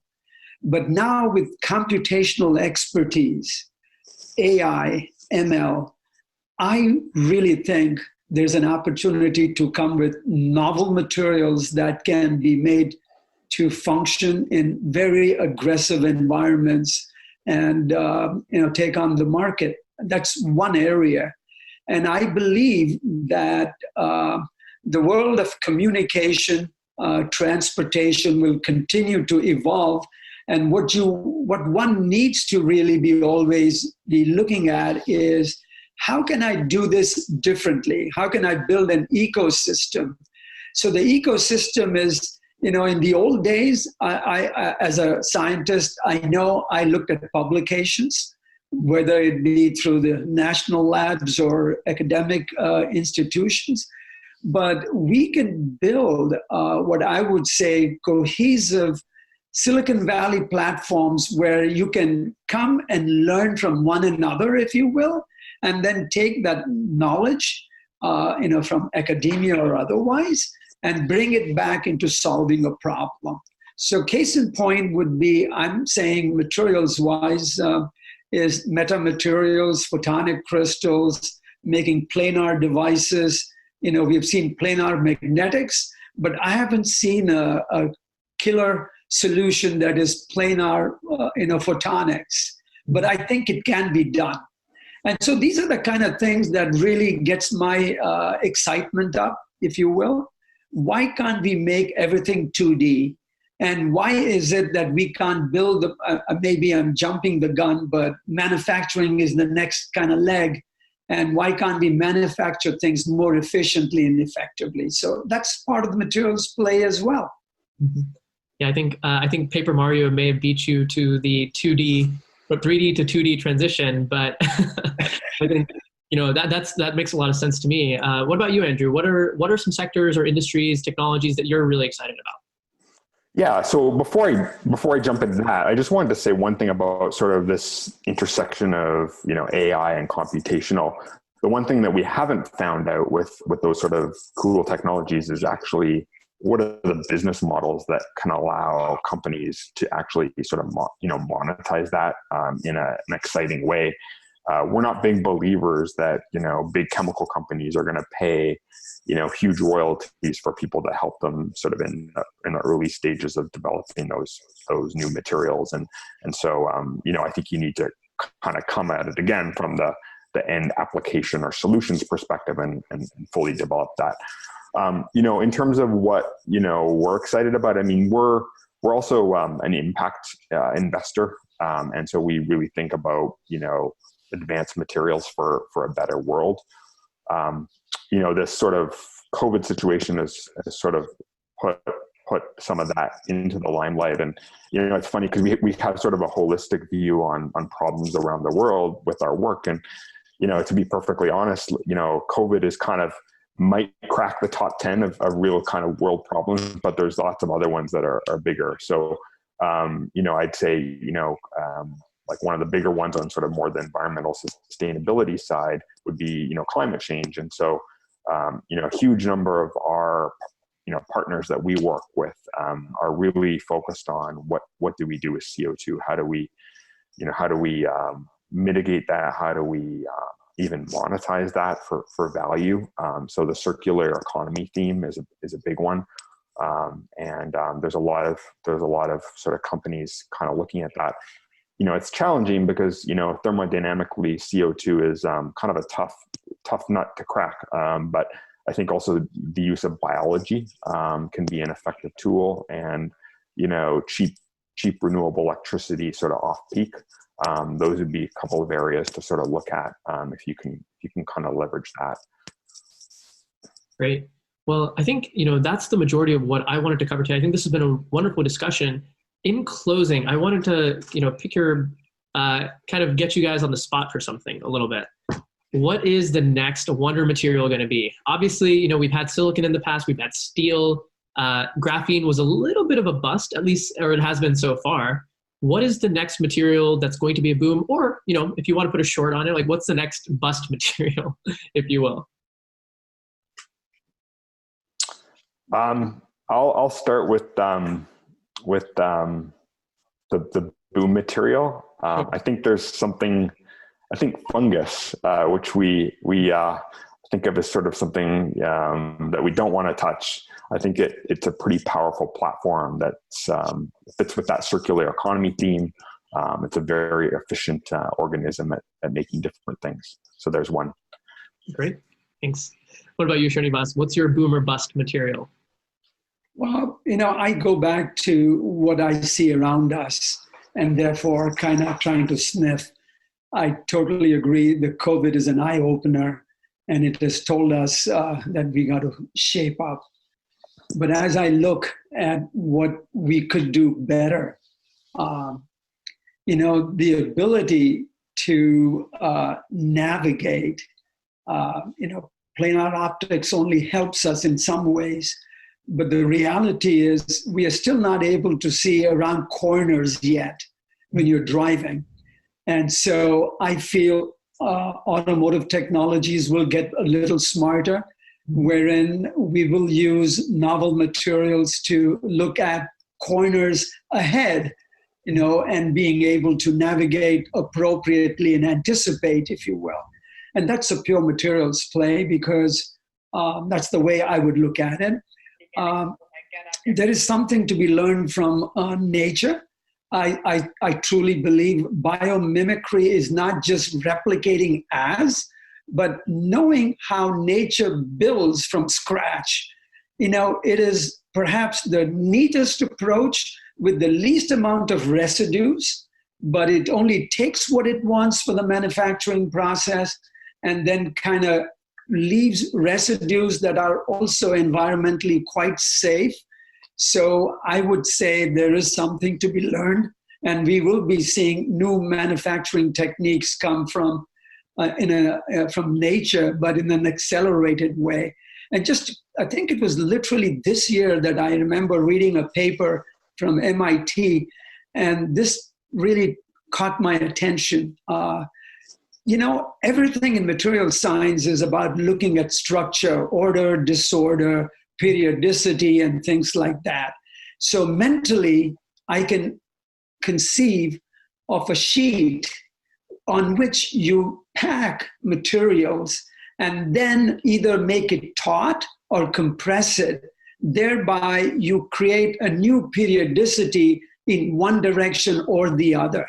The novelty would be doing it in both X and Y so that you can create, if you will, on that same platform now, phenomenal changes in materials properties, strength, in a certain plane. And that would probably be very valuable for engineering. And I think Andrew touched on this as well in a slightly different light. Our journeys are not going to be always restrictive to this particular, sphere.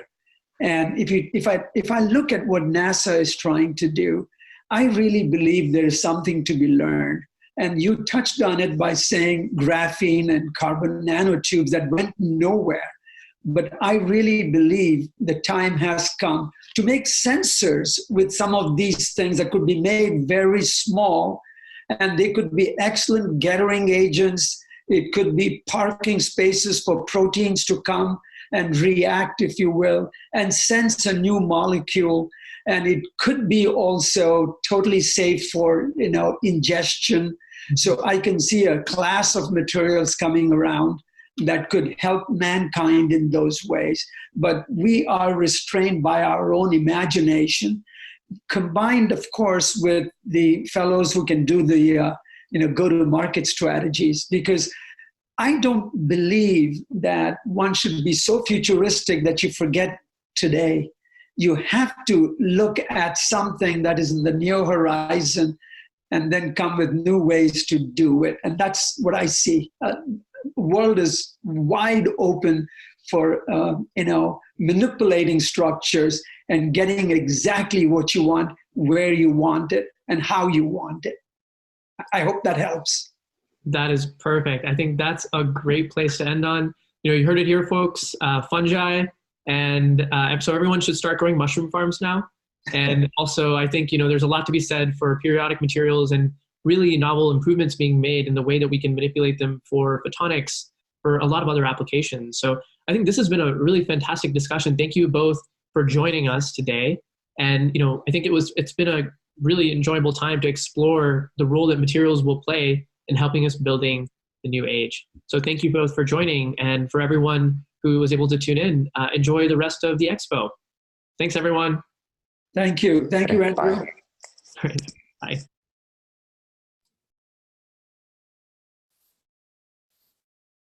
All right. And thanks again to our panelists, Srinivas Rao and Andrew Hyen. Now we're going to go through the rest of our startups. First up, let's talk about e-waste. Megan, the CEO and founder of Ncycle, is a first-time founder from upstate New York and a lover of dogs, fitness, and nachos. In addition to being a connoisseur of nachos, she's very passionate about recycling and is dedicated to creating a circular economy within the clean energy space. Over to you, Megan. Ncycle has developed a modular recycling system to reclaim these critical metals are the key drivers enabling our transition to a clean energy economy. In particular, I'm talking about cobalt, nickel, lithium, and the rare earth metals. Together, these metals are truly powering all of our electric vehicles, our everyday portable electronics, and even now coming onto our grids. And while these metals have provided a path forward to electrification, there are many socio-political and environmental factors that will significantly delay this desirable transition. Here, we're talking about the major issues we see in the supply chain, as well as end-of-life waste management. If we take a look at our supply chains, the vast majority of our materials come from China and the Democratic Republic of Congo. To add fuel to this already politically charged fire, experts predict that we'll see significant shortages of these critical materials over the next 10 years. With this, we know we need to create a new source of these materials here in the United States and in Canada to create that secure supply if we want to continue on the same expeditious path to a clean energy economy. If we now take a look at the overall recycling strategy for North America, it's very dysfunctional. Looking at that lithium-ion battery value chain, it starts off with mining and refining overseas. It goes through the various manufacturing stages in product use, where at its end of life, it then ends up at a battery collection facility in US or in Canada. Those battery collectors then decide where those batteries go next, and 95% of the time, they end up in a landfill, losing all of their value. The main reasons behind this are that it's too expensive and it's too hazardous to actually ship those batteries to the final recycling destination, to the companies that can actually pull any value out of those individual components. The vast majority of the time, those end-of-life recyclers are overseas in China or in Europe. Again, less than 5% of these batteries are recycled due to the thermal runaway issues we see with batteries and how hazardous that makes transportation at their end of life. So with this market continuing to grow and more lithium-ion batteries coming off the market, we need to develop a better end-of-life strategy so that we don't continue to throw away millions of dollars of value into the landfill every year. If we take a look at just how much value these individual components will create over the next 10 years, experts predict it'll be about $20 billion worth of material at their end of life. This is $20 billion worth of material that we'll have thrown away if we don't develop a better end-of-life solution to solve this issue. At Ncycle, our mission is to create a closed-loop system to safely handle and recycle these spent lithium-ion batteries at scale, and to truly enable the reintegration of these critical battery materials back into the supply chain. To do this, Ncycle has created an innovative, cost-effective approach with their novel technology to create a distributed battery recycling model within the industry today. So instead of having to collect all the material and ship it overseas for that final recycling step, Ncycle's device can be integrated on-site with battery collection facilities, automotive OEMs, and electronic component manufacturers to actually reclaim that value on-site due to the modularity and the small footprint of their device. So if we take a look at that overall value chain again, going through the mining and refining stages and the same cathode manufacturing and product use stages, Ncycle's device again is implemented on-site to process this waste with strategic partners to then directly input that recovered material into North American manufacturing. To give you an example of the type of customer going after, Tesla would be an ideal customer integrating our technology right on site at their Gigafactory to be able to reclaim all of their manufacturing scrap as well as recycle those batteries that come back into their facility. This would give us gross margins of 70% and would be able to generate over $80 million in revenue starting in 2025. Ncycle is currently raising a $2.3 million seed round to incorporate our electrochemical filter into manufactured filtration units at scale. We're also looking for partners who are interested in our recovered materials to start a POC or a pilot in 2021. With that, I thank you for your time today. And if you have any questions, please feel free to reach out to me at o'connor@ncycle.com. And thank you for helping us enable a sustainable, secure energy future. All right. Thanks so much, Megan. I think that was super interesting. And just a quick reminder to everyone in the audience that you can use the Q&A function to submit your questions for Megan and for the next startups. Just to get us kicked off here, Megan, can you tell us a little bit about your decision-making process for why you decided to go down decentralized modular systems as opposed to a large centralized approach? Yeah, so that's a great question. So after we did a lot of customer discovery and talked to all of these collection facilities, as well as other players along the supply chain, the main issue we kept hearing was safety. They just couldn't figure out a way to get these batteries to those large recycling facilities. And so we thought, okay, our technology is very modular and can be very decentralized. So we can really disrupt this market and reclaim much more of that material if we were able to partner with those large collection facilities and have this decentralized model versus building, a multi-million-dollar facility and still dealing with that transportation issue. Got it. And as a follow-up to that, what's your, when it comes to the actual final product that you have, is there any difference between the product that you create through your process and the raw material that, for example, a battery company would buy from a material supplier elsewhere? Yeah, so we are actually working on creating a product of the mixed oxides of nickel, cobalt, and manganese. So creating the product that would go directly back to cathode manufacturers instead of having to go back to the to the refiners. So trying to, again, go around that step to save those cathode manufacturers some money on the upfront refining costs that they usually pay to get the material into their manufacturing processes. Got it. And just a quick reminder to everyone, the poll for nCycle should be popping up on your screens. You can use this to connect with Megan after the Q&A session. So I think that if there are no other questions, we can go ahead and move on. Megan, thank you so much for your time. Thank you, guys. All right. Thanks so much, Megan. Next up, we have Francesca Saylor from Throughport Technologies. Francesca is a hustler. During I-Corps, Steve Blank encouraged them to go after on-site customer interviews. They showed up at some leading chemical companies' doorsteps and narrowly avoided being thrown in jail. Francesca, let's hear a little bit more about your novel catalyst technology. Hi, I'm Francesca Saylor. Throughport Technologies is a material science company where we are using carbon engineering to drive sustainability in the chemical industry. The chemical industry is responsible for 39% of global CO2 emissions, and it consumes 56% of the world's total energy. This is because most of the chemicals that we are using in our everyday products are made the same way they were made over 60 years ago. In other words, the processes for making these chemicals are what's at fault for all of this detrimental impact. DOE estimates that we can dramatically reduce the impact of making these chemicals simply by re-engineering the processes. Now, in order to do this, you need new catalysts, and new catalysts need new materials. Throughport's value proposition is simple. Catalysts provide a surface where chemical reactions occur. Throughport makes a porous carbon that provides more surface area. More surface area means more reactions. Throughport is already working with customers to develop new custom catalysts that enable sustainable processes.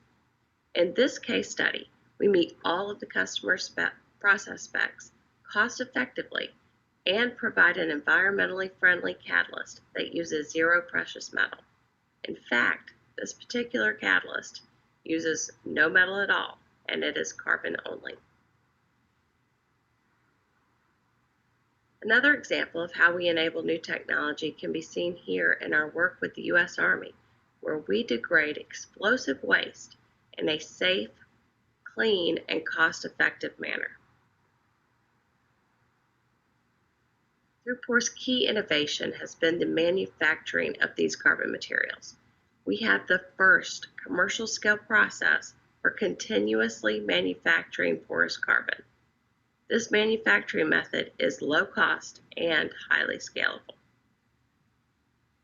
While our first target market is catalyst, our production technology allows for a platform of different products which will steal market share from different carbon sectors.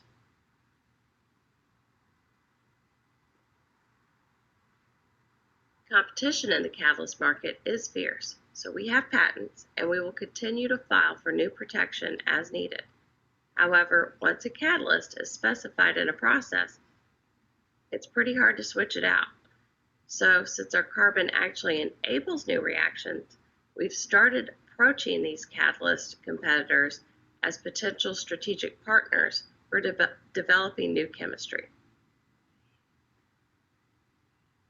We have a very specific model where we collaborate with our customers to first demonstrate proof of concept. Then we innovate together to ensure specs and price points are met. And finally, with the customer, we can accelerate the new process technology into the marketplace, where ThruPore will provide flexible manufacturing options. I am the original inventor, founder, and president and CEO of ThruPore.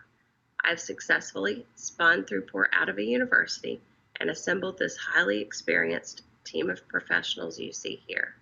Together, we can help you and your company provide sustainable solutions for producing your products.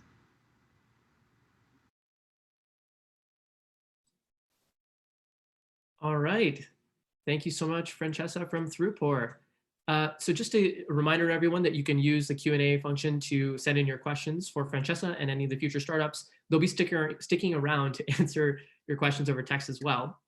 But to get us started here, Francesca, can you talk a little bit about your go-to-market? Specifically, I know you mentioned that chemical catalysts are the one of your first markets that you're starting with. Why that market as opposed to maybe other carbon-based products that can utilize your product? So originally, it really had to do with cost. So our product was produced at a smaller scale, and the process for doing that was very labor intensive. So last year, we had a major breakthrough, and we developed our continuous manufacturing process, which really brings the cost down to not too much above commodity carbon. So now we're able to venture out into different applications where price points aren't so painful. Got it. And maybe a follow-up to that, you mentioned, you briefly touched upon energy savings. Can you talk a little bit more about that? What are the life cycle? Have you done a life cycle analysis on your technology, your product versus others on the market? And can you talk about that angle a little bit? Yeah. So in a lot of times it really has to do with the operating conditions.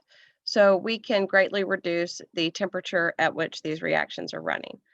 So we can sometimes even run reactions close to room temperature, if that's even possible for the starting materials. Got it. And just a reminder to everyone, excuse me, you can use the poll to follow up with Francesca from ThruPore Technologies after this. And I think if we don't have any more questions, we can go ahead and wrap up the session. Thank you so much, Francesca from ThruPore Technologies. Thank you. All right. Moving on here to our next company. I don't know about you all, but I'm definitely fired up after seeing these startups pitch. Let's keep rolling.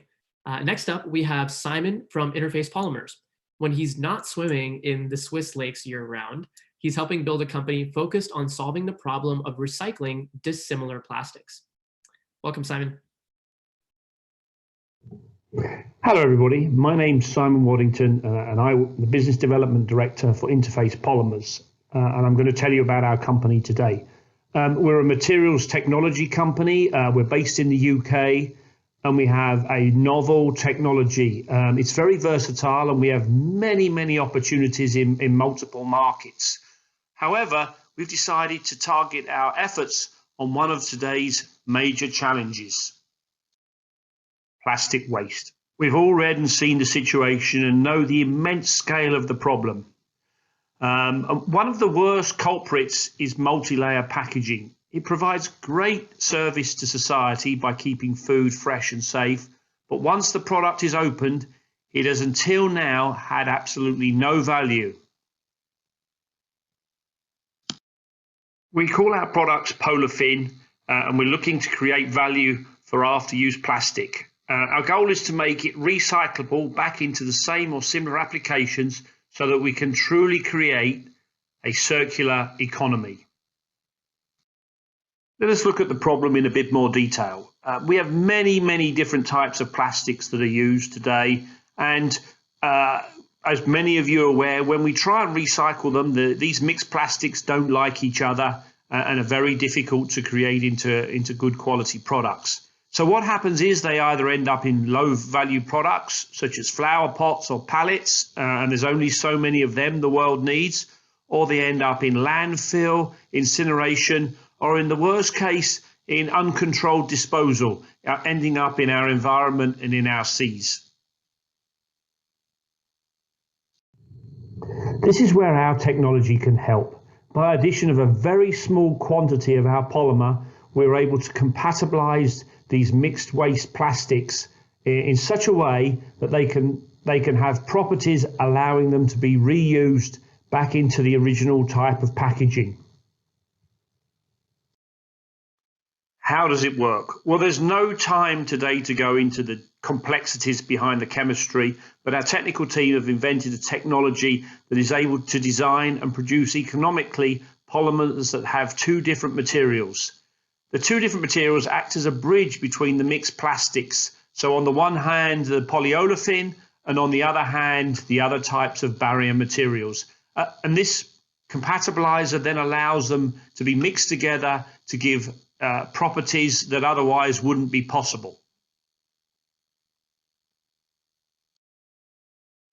When I first joined Interface Polymers, I asked the questions that everyone asks with a new polymer technology. Does it work? Is it flexible? Is it scalable? Do you have patent protection on it to stop other people copying it? And I'm glad to say that with Interface Polymers, with this technology, we have all of those, and the patents have now been granted in the US and Europe. So we're very much set up with a patented technology, and we've been able to scale up to significant quantities. So is anybody interested? Well, we are causing waves around the industry. We've been out and spoken to people and have a robust pipeline of companies in all sectors of the value chain interested in and currently evaluating our technology. Added to this, we've received support and have been selected by several accelerator programs in the USA. We are lucky to have a very strong, experienced technical team who've all got lots of grey hair, having spent many years in the chemical industry. And this is supported by a very strong board and also, obviously, the people who make it happen, our robust technical team based at Loughborough University in the UK. Thank you for your time today. I'd just like to conclude with our vision. And that is basically to create value from mixed plastic waste. And that's what we're working hard to achieve. So hopefully with your help, either via a JDA or a joint venture or investment in our company, we'd like to work together with you to really make this happen. So please feel free to contact us on the details at the bottom of this slide. Thank you very much for your time. All right, thanks so much, Simon. I know Simon isn't able to join us for the Q&A portion today. So now that there are technical difficulties and then there are biological difficulties, now that my voice is recovered, I'm going to go ahead and introduce us to our next startup, Acor. It seems like there's a bit of a theme with the founders in this batch. First, we had Swiss Lakes, and now Cynthia, the CEO and co-founder of Acor, is a dive master who did a dive in the Great Barrier Reef with no cage, surrounded by dozens of hungry sharks. I'd love to hear that story sometime. Acor is commercializing natural, non-toxic biocides for a variety of industries. Over to you, Cynthia. I'm Cynthia Brazel, founder and CSO of Acor. Acor is a chemical company with green chemicals that replace toxic antimicrobials.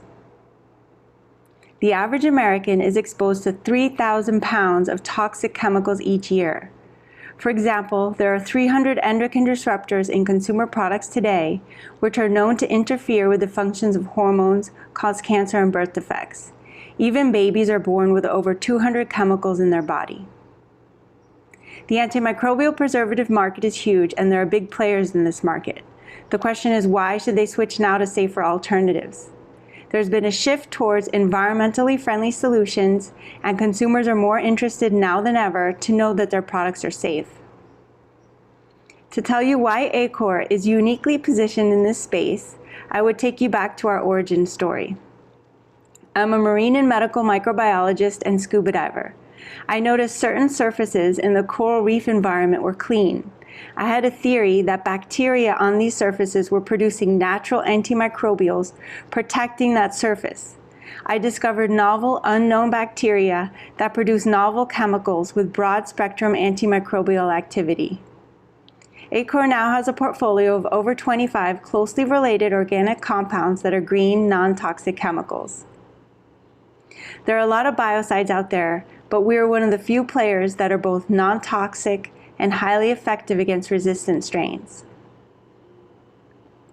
Acor's antimicrobials have been validated for the removal of bacterial contamination in biofilm by Lonza, the removal of gram-negative bacteria and fungal contamination by the U.S. Department of Agriculture, as a water treatment that was active for over a year against silver-resistant bacteria by NASA, and as a water treatment and biobooster for algae and yeast biomass production by the Department of Energy. We filed strong IP on these discoveries and have pilot projects lined up that will start this year, including additional projects with NASA and the DOE, and are honored to have won so many awards. We seek $500,000 to close our Series Seed round at $1.7 million to get us to the next stage and to position for Series A. We offer investors break even in year 2 and potential for licensing. For partners, we offer pilot projects to show improved performance as well as proof of value. We can improve your environmental profile, we can provide long-term efficacy, and we can be customized for your verticals. We have novel chemicals, and we understand that the best way to go to market is to launch them as green replacements for toxic chemicals. The first segments that we are targeting are ingredients for materials, packaging, coatings, and paint. We plan to work with leading companies in these sectors. We have gotten to where we are with a small and dedicated team. We have brought in advisors from all these great companies. The reason we've been able to stay so small is because we've been outsourcing and working with contract manufacturing groups. Now we're positioned to grow, and we're looking to bring in new hires. Acor is a resident company of Johnson & Johnson JLab San Diego. Thank you. Join us in our mission. Contact us and we can do this together. All right. Great job, Cynthia. Thanks so much. Looks like we have a few questions here from the audience. All right. And we also have Cynthia's co-founder, Marilyn, joining us. Welcome. Thank you. So one of the first questions we have is, are there any applications for antimicrobial coatings for durable goods? Durable goods, sure. Durable goods, yeah. So yes, our antimicrobials can be incorporated into packaging and coatings for durable goods and plastics and well, for example, NASA is interested in coatings for the inside of water pipes and the outside of all their surfaces. So that's one small example, but most industries have a biofilm problem inside and outside equipment. Yeah. Got it. Great. And then the next question we have is, do you do clinical studies on these substances to be able to claim they're not toxic without hazardous long-time effects? And of course, there are different standards or different Great question. you have to hit. Can you talk a Yeah, little? so about 25 of our chemicals have already been EPA TSCA approved.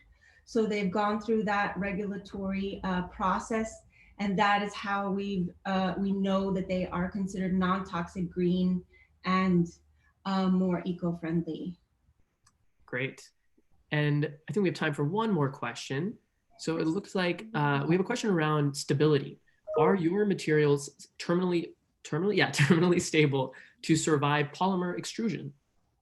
We have not done that testing, but part of the next stage is we're going to do a heat stability test to see if it can be stable through that process. Okay, great. Well, it looks like we are coming to the end of our time. So I know, Cynthia and Marilyn will stick around and answer some of the other questions that are coming in the Q&A over Great. text. So please look out for those answers. And okay, thank you so much, Marilyn and Cynthia. Thank you. All right. With that, we're going to move to our next startup. We're moving to Guatemala. Gabriel, founder and CEO of Biorgani, will be telling us about their bioplastics and blended polymers for primary and secondary packaging. Over to you. Hello to all. My name is Gabriel Salazar. I am the founder and CEO of Biorgani. Biorgani, we develop and manufacture plant-based resins for sustainable packaging solutions. Our bioresins are for film, injection, and thermoformed application. At Biorgani, we understand that there is a solid waste problematic, and we believe that compostable and recyclable materials need to coexist in order to be a part of the solution. So when we look at a conventional landfill, we see products that with a high post-consumer value, these are being recycled. We see products with a low post-consumer value, these are not being recycled. When we understand that there are two main areas for solid waste, we see that a circular bioeconomy is just as important as a closed-loop circular economy in terms of recycling. So when we think about circular bioeconomy, we need to think about biomass or compostable materials. And when we think about a circular economy, we need to think about recyclable or recycled materials. Our business model is we develop, according to product applications, we develop and manufacture bio-based and compostable resins. But we also work very closely with brand owners and manufacturers in order to be able to actually process and manufacture these products, these sustainable product solutions. It's key to us to join in that process to guarantee the performance of the product and to be able to comply also with the highest level of certification that the brand owner is seeking for. At Biorgani, what we do is we help you migrate from 100% fossil-based product to 100% bio-based product, achieving the highest level of standard certification as an OK Compost Home level of certification. There are some phases in which you can make this transition, understanding that this product has to be able to biodegrade in landfill conditions. And these phases are usually blends that are also certifiable, bio-based, and industrially compostable. The market segments we cover are retail, food service, beverages, agriculture, hospitality, and we do some custom-made products. These are some product shots of film-based products that we're manufacturing through our current network of suppliers in the region. Other examples of thermo-shrink product applications for the beverage industry. We also manufacture thermoform products in the region.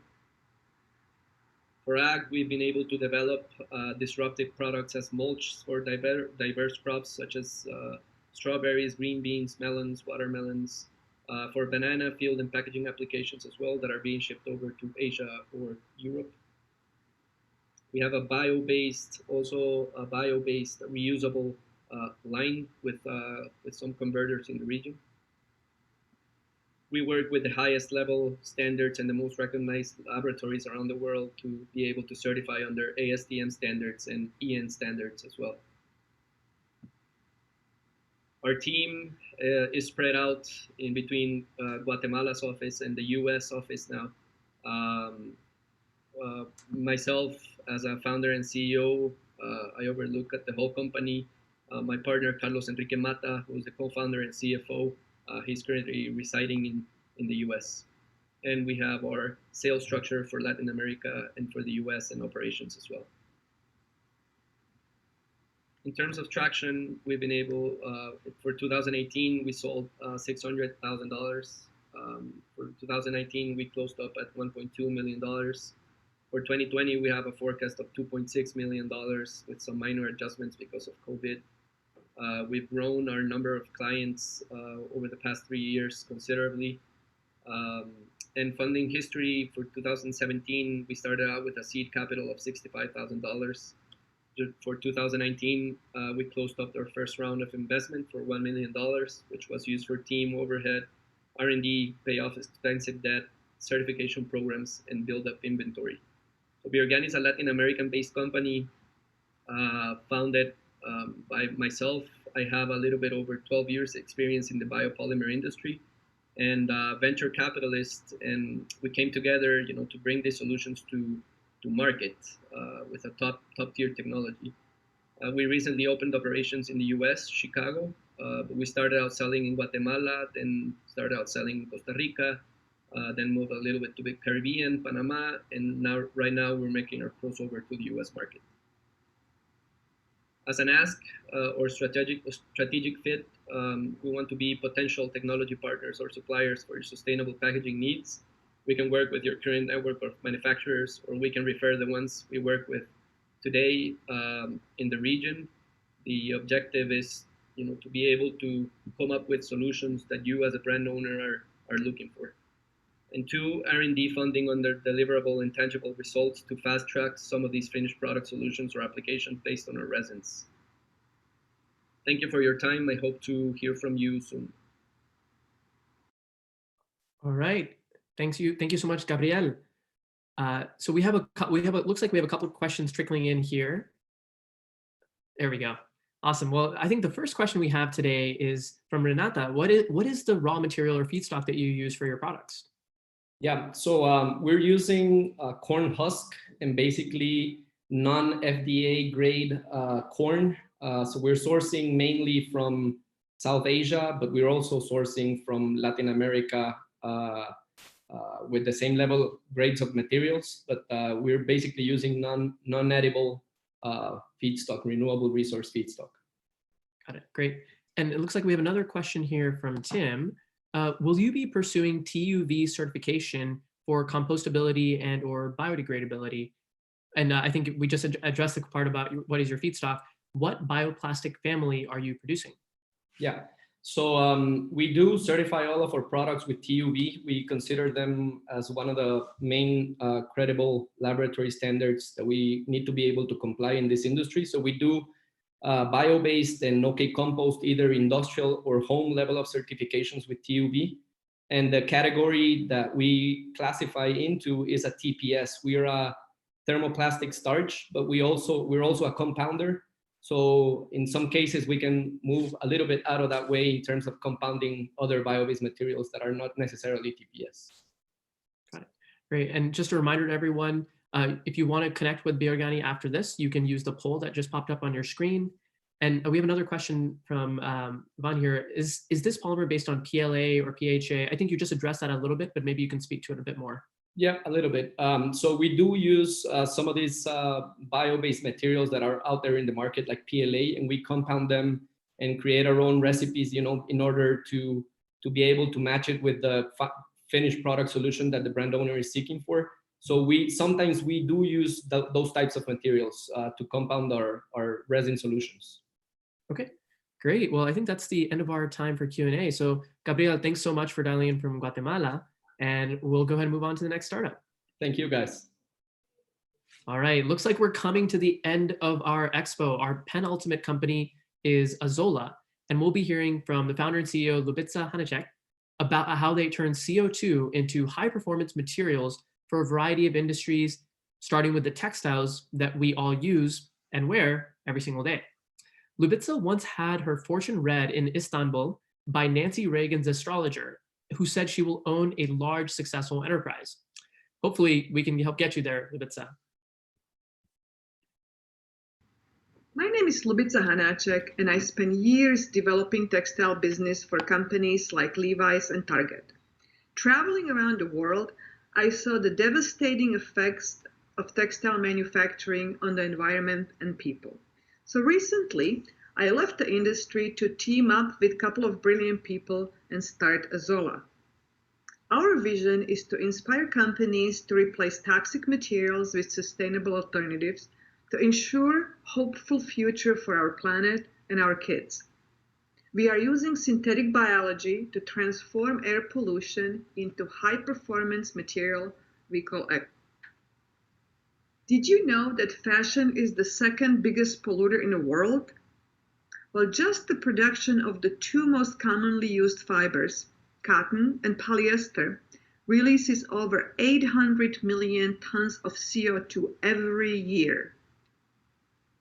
The good news is that brands and consumers are already looking for better options. More than half of companies have goals to source major portion of their products using sustainable materials in the near future. The really good news for Azola is that today only 1% of products are labeled sustainable. So you can see why the sustainable opportunity is so attractive to us. To penetrate the market, we are planning on partnering with influential brands like Nike and Levi's on joint development projects. To satisfy this huge demand for sustainable products, we came up with a really neat solution. We take the CO2 and use it as the only raw material to make a high-performance fiber. Every pound of eco uses 2 pounds of CO2, so we can convert emissions from polyester and cotton production into 400 million tons of sustainable material. That's one carbon positive t-shirt for every American. To create eco, we looked at nature for inspiration. After all, nature is making diverse line of products, to put it in fashion lingo, literally out of thin air, season after season. Our genetically engineered bacteria, which is our secret sauce, can biofabricate pure fiber in the same elegant way nature does. Our biggest advantage is that there is no danger of running out of our free raw material anytime soon. In addition to capturing CO2, our process saves time and money. In our biofactory, we can grow the textile fiber in a week compared to cotton, which takes about a year. And you know that in manufacturing, time is money, especially in the fast-moving fashion industry. Right now, we are looking for seed funding to complete the proof of concept stage. In the long run, we will engineer our material so it can be integrated into a variety of industries. To ensure the success of our project, we have a committed team of experts in their respective fields. From building complex facilities around the world, to developing textile business in over 20 countries, to a leading expert in biotechnology and member of the bioeconomy panel at the European Commission. We believe that eco can have the same profound impact as plastic did. But instead of ruining the planet, we can actually heal it. Imagine that 5 years from now, you see a headline in New York Times that reads like this: Nike is introducing their first ever clothing made out of thin air. How awesome would that be? Thank you so much, Ljubica. I think that was really interesting. And we're going to have Ljubica's co-founder, Milan, who's going to be joining us. Hi, Milan. Hi, how are you, Ankesh? I'm great. Thank you for joining in. Just a reminder to everyone that you can put your questions in the Q&A session. And we have our first question here. How do you source the CO2? Many companies will typically pay for this material. Oh, that's a wonderful question, because our source is all around us. So all we have to do is grab the CO2 from the air. So there is no sourcing. We don't have to buy it concentrated in tanks. It's available all around us. Okay. So just to follow up on that, it sounds like you're going to be doing or planning some sort of direct air capture or something like that to source your feedstock. In simple terms, we'll bubble the air through the reactor and remove the CO2 through the organism that will capture it. Perfect. So it's built into the process directly. Great. Yeah. The next question we have, is this process photosynthetic? How many acres of sunlight would you need to make a ton of textile per day? That figure I don't have off the top of my head, but it is photosynthetic. We're working on industrial version of photosynthesis. As you may know, there is already research being done on increasing the rate of efficiency of photosynthesis. So that's the industrial part of it. And we will use a vertical arrangement, and there is plenty of land that's unused or unusable for other purposes that we can capture. Great. And just a reminder to everyone that the poll for Azola should pop up. So if you want to connect with the team, feel free to click yes in that. And maybe one final question to wrap things up here. Milan, can you talk a little bit about your go-to-market? Why did you all decide on textiles as your first go-to-market? For a good reason, because we have expertise on our team sourcing textiles around the world. It's a very fast-moving industry that has high demand for material. And most importantly, they are desperate for material like ours that is sustainably produced, recyclable, and can sustain their circular economy efforts as well. So it's the ideal answer to their questions. Give us a material that we can use. The more material we make, the more CO2 we remove. So we make it not only profitable, but also very attractive to the industry, be it textile or future industries that we plan to reach out to. Great. All right, Milan, thank you so much for joining us. And we'll go ahead and wrap it up. Thank you. All right. So our last company, but certainly not the least company for today, we have Sumedh Sarwate from SAS Nanotechnologies. SAS has developed a novel microencapsulation platform to enable a new generation of anti-corrosive, anti-fouling, and lubricant coatings. Over to you, Sumedh. Good morning, everyone. I am Sumedh Sarwate, founder and CEO of SAS Nanotechnologies. SAS is based in Newark, Delaware. We develop polymer microcapsules in the range of 200 nanometers to 5,000 nanometers. These microcapsules are smart because they can be filled up with a variety of chemicals and released at will based on external triggers like oxidation reduction, voltage, pH change. Our IP assets are protected by 2 US and 2 PCT patent applications, and they cover all aspects of this platform technology. Shown here is the SEM image of our microcapsules. The unique characteristic of our microcapsule is that they are partially open. That is, they have a small hole on the surface. This opening allows us to fill them with a variety of chemicals such as catalysts, corrosion inhibitors, pesticide, etc. This opens up unique solution opportunities in a variety of application areas. As our first foray, we targeted anti-corrosion coating. In the next slide, we will see how microcapsule technology can address the shortcomings of the current anti-corrosion coating technology. In the first step, we fill microcapsules with corrosion inhibitor and disperse them in coatings. A scratch on the surface will start to corrode the metal. But since corrosion is an oxidation process, this oxidation will trigger microcapsules to release corrosion inhibitor directly onto corroding site, arresting the corrosion right at its onset. Encapsulation of corrosion inhibitor offers several advantages. It prevents leaching of corrosion inhibitor, allowing you to formulate coatings with less corrosion inhibitor, clear cost saving. It confers self-healing attribute to coating by preventing corrosion even in case of scratch. It enables formulation of sustainable coatings. And this technology is easy to adopt as we are not inventing a new corrosion inhibitor. We are simply providing a method to use corrosion inhibitor efficiently in coating. For our route to market, we are taking a collaborative approach. Anti-corrosion coating is a $40 billion market. As can be seen from the pie chart, handful of companies own majority of the market share. Therefore, we decided to work directly with the coating companies. Currently, we are collaborating with 4 out of top 10 coating companies. ExxonMobil is one of them. The other 3 also lie on the right side of this pie chart. There is significant interest from non-coating companies also.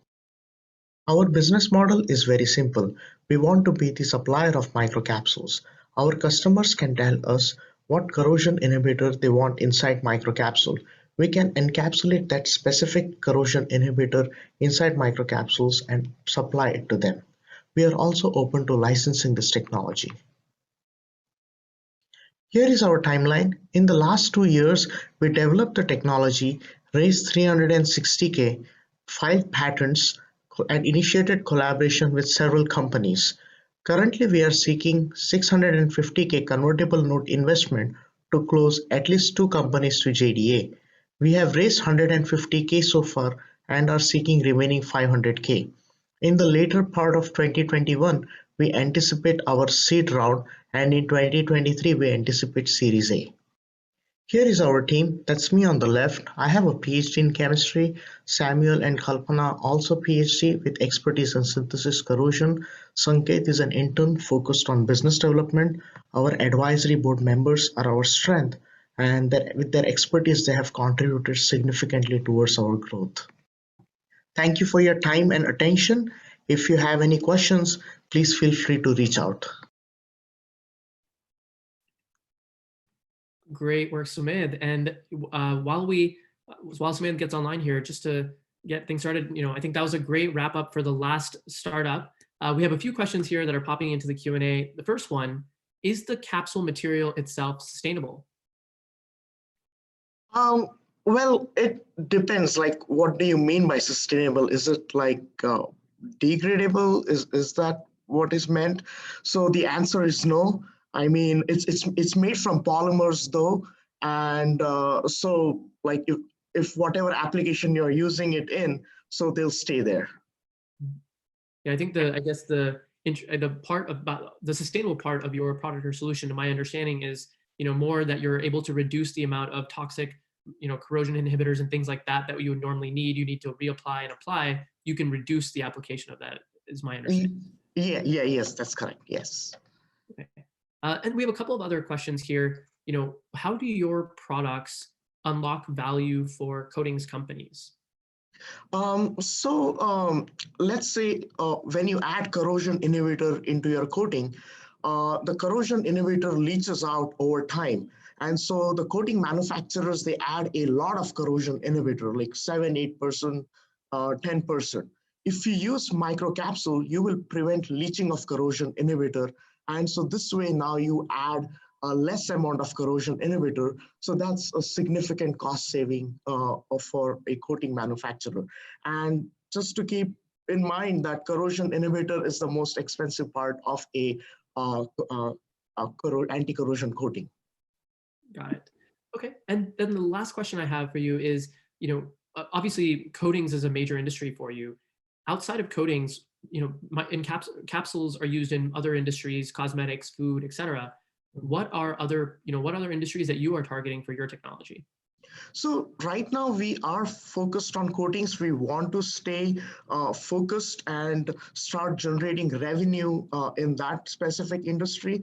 But other industries like cosmetics, pesticide release, even like functional inks, there have a lot of interest from these companies, and a couple of companies here in the Plug and Play group, one in cosmetics, one in flame retardant inks. They have shown a lot of interest, and we are conversing with them. So there's interest from non-coating companies also. Great. All right. Well, Sumit, thank you so much for bringing us to our close here. So that is a wrap for our startups. A big shout out to all of these founders for the work they put in for Expo today and over the last 3 months as a part of our 9th batch in the New Materials and Packaging Accelerator. Now, that concludes my time as your Master of Ceremonies. It's been a pleasure. Thank you for being an engaging audience. Now, back over to Omer for our corporate ceremony, and then our Senior Global Operations Manager, Alexandra, will present the Startup Award to an outstanding startup in this batch. Thanks, everyone. Over to you, Omer. Our batch 9 startups were amazing, weren't they? I was very proud of their progress during the last 3 months. And moving forward, we would like to welcome our newest partner in our ecosystem, Kellogg's. They joined us in Q1 of 2020, and I would like to continue with the tradition to give Lou and Deanne the warmest welcome into the New Materials and Packaging vertical. I look forward to working with all of you. Thank you very much for your participation, Lou and Deanne. I've seen that during the first 3 months of this year, this is going to be an amazing partnership. So welcome to Plug and Play. Now that we have welcomed our newest partner, Kellogg's, into our ecosystem, and after having had the chance to hear some fantastic pitches from these amazing startups, here comes another tradition for us, an Expo tradition, because now it's time to recognize our corporate partners who have been a vital part of this program. First, we would like to thank all of our corporate partners for their continued support and engagement in the New Materials and Packaging program. Every batch, we choose one corporation that goes above and beyond when it comes to the amount of dedication and engagement they show to the program and in the plug-and-play ecosystem. The corporation joined us in 2019 is Sanyo Chemicals. And from the start, they've been the most engaged partners in the program since our last Fall Expo. From engaging not only with our startups that they meet through our deal flows, but also at our events, at our meetups, creating pages of technology interest documents in detail so that our team can go out and source the most relevant and applicable, the best technology startups they need. Without further ado, I would like to present to you the corporate award to Sanyo Chemicals for our batch 9. And I would like to welcome Tanabe-san, Tanabe Fumiyuki from Sanyo Chemicals, to accept this corporate award and give a short message on the Sanyo Chemical and plug-and-play engagement. Congratulations, Sanyo Chemical. Hello, I am Fumiyuki Tanabe from Sanyo Chemical. Thank you, PlugandPlay and startup partners. We have been a corporate partner of PlugandPlay since last August. We could meet many fantastic startups in PlugandPlay and could proceed to POC with some of them. We could also improve our executives' mind toward open innovation activity thanks to PlugandPlay's corporate program. So I am really excited to continue collaboration with PlugandPlay or startups. Thank you so much.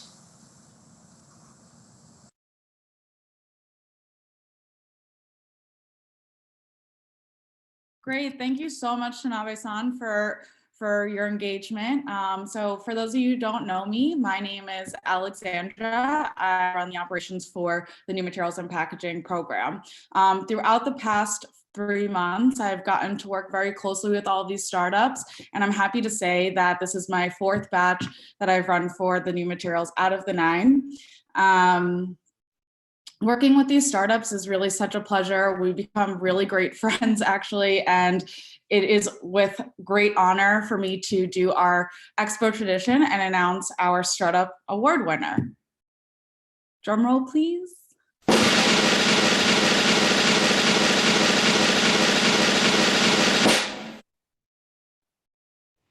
And we are happy to announce SAS Nanotechnologies as our award winner. From the very beginning, Sumed has been incredibly engaged, from selection day showing up in his signature blue suit, bringing his East Coast vibes, to then wearing that blue suit again to our Innovation Day for Sherwin-Williams in Cleveland, where he was able to pitch to major stakeholders over at Sherwin-Williams. And then just he left a huge impression on me just in our orientation. Like I said, it's my biggest honor to be able to work with these startups. And I remember, Sumed, you came up to me after orientation and just we're already so excited to be engaged in this program. And it's those interactions and those conversations that really make me so excited for what I get to do here at PlugandPlay. So thank you so much for all of your engagement, from the countless deal flows and mentor sessions that you've attended. We're so happy to be able to work with you, and we wanted to showcase all of your hard work in the program. So thank you so much. And with that, I will go ahead and reintroduce our SVP, Omer Gozen, for our closing remarks. So thank you, everybody, for joining, and we hope you have a great day. And that's a wrap, everybody. Thank you for joining us today at the Spring Summit of 2020 Batch 9 graduation of the New Materials and Packaging vertical. I hope that you enjoyed it as much as I did from my living room, from my office, and we're gonna keep doing things more and more. So a few of the housekeeping items are our top 100 list is due on May 20th to our anchor partners, And then we're going to have our Batch 10 Selection Day in July, and we're going to repeat this expo again in October 2020. So we're really excited that we're here with our Batch 10, Batch X, if I may call it. So, and also we have a couple more expos today. The second one is the expo on food and beverage. Again, fantastic startups today in the afternoon. And then tomorrow, the End Plastic Waste Plug and Play Sustainability Spring Summit will take place at 8 a.m. Pacific Standard Time tomorrow, Friday morning, California time. So we look forward to seeing you that as well. Please, my email is here, my contact information. If you have any questions about the new materials and packaging platform, food and beverage, or the sustainability programs, please drop me a note at omer@pnptc.com. See you at the next expo.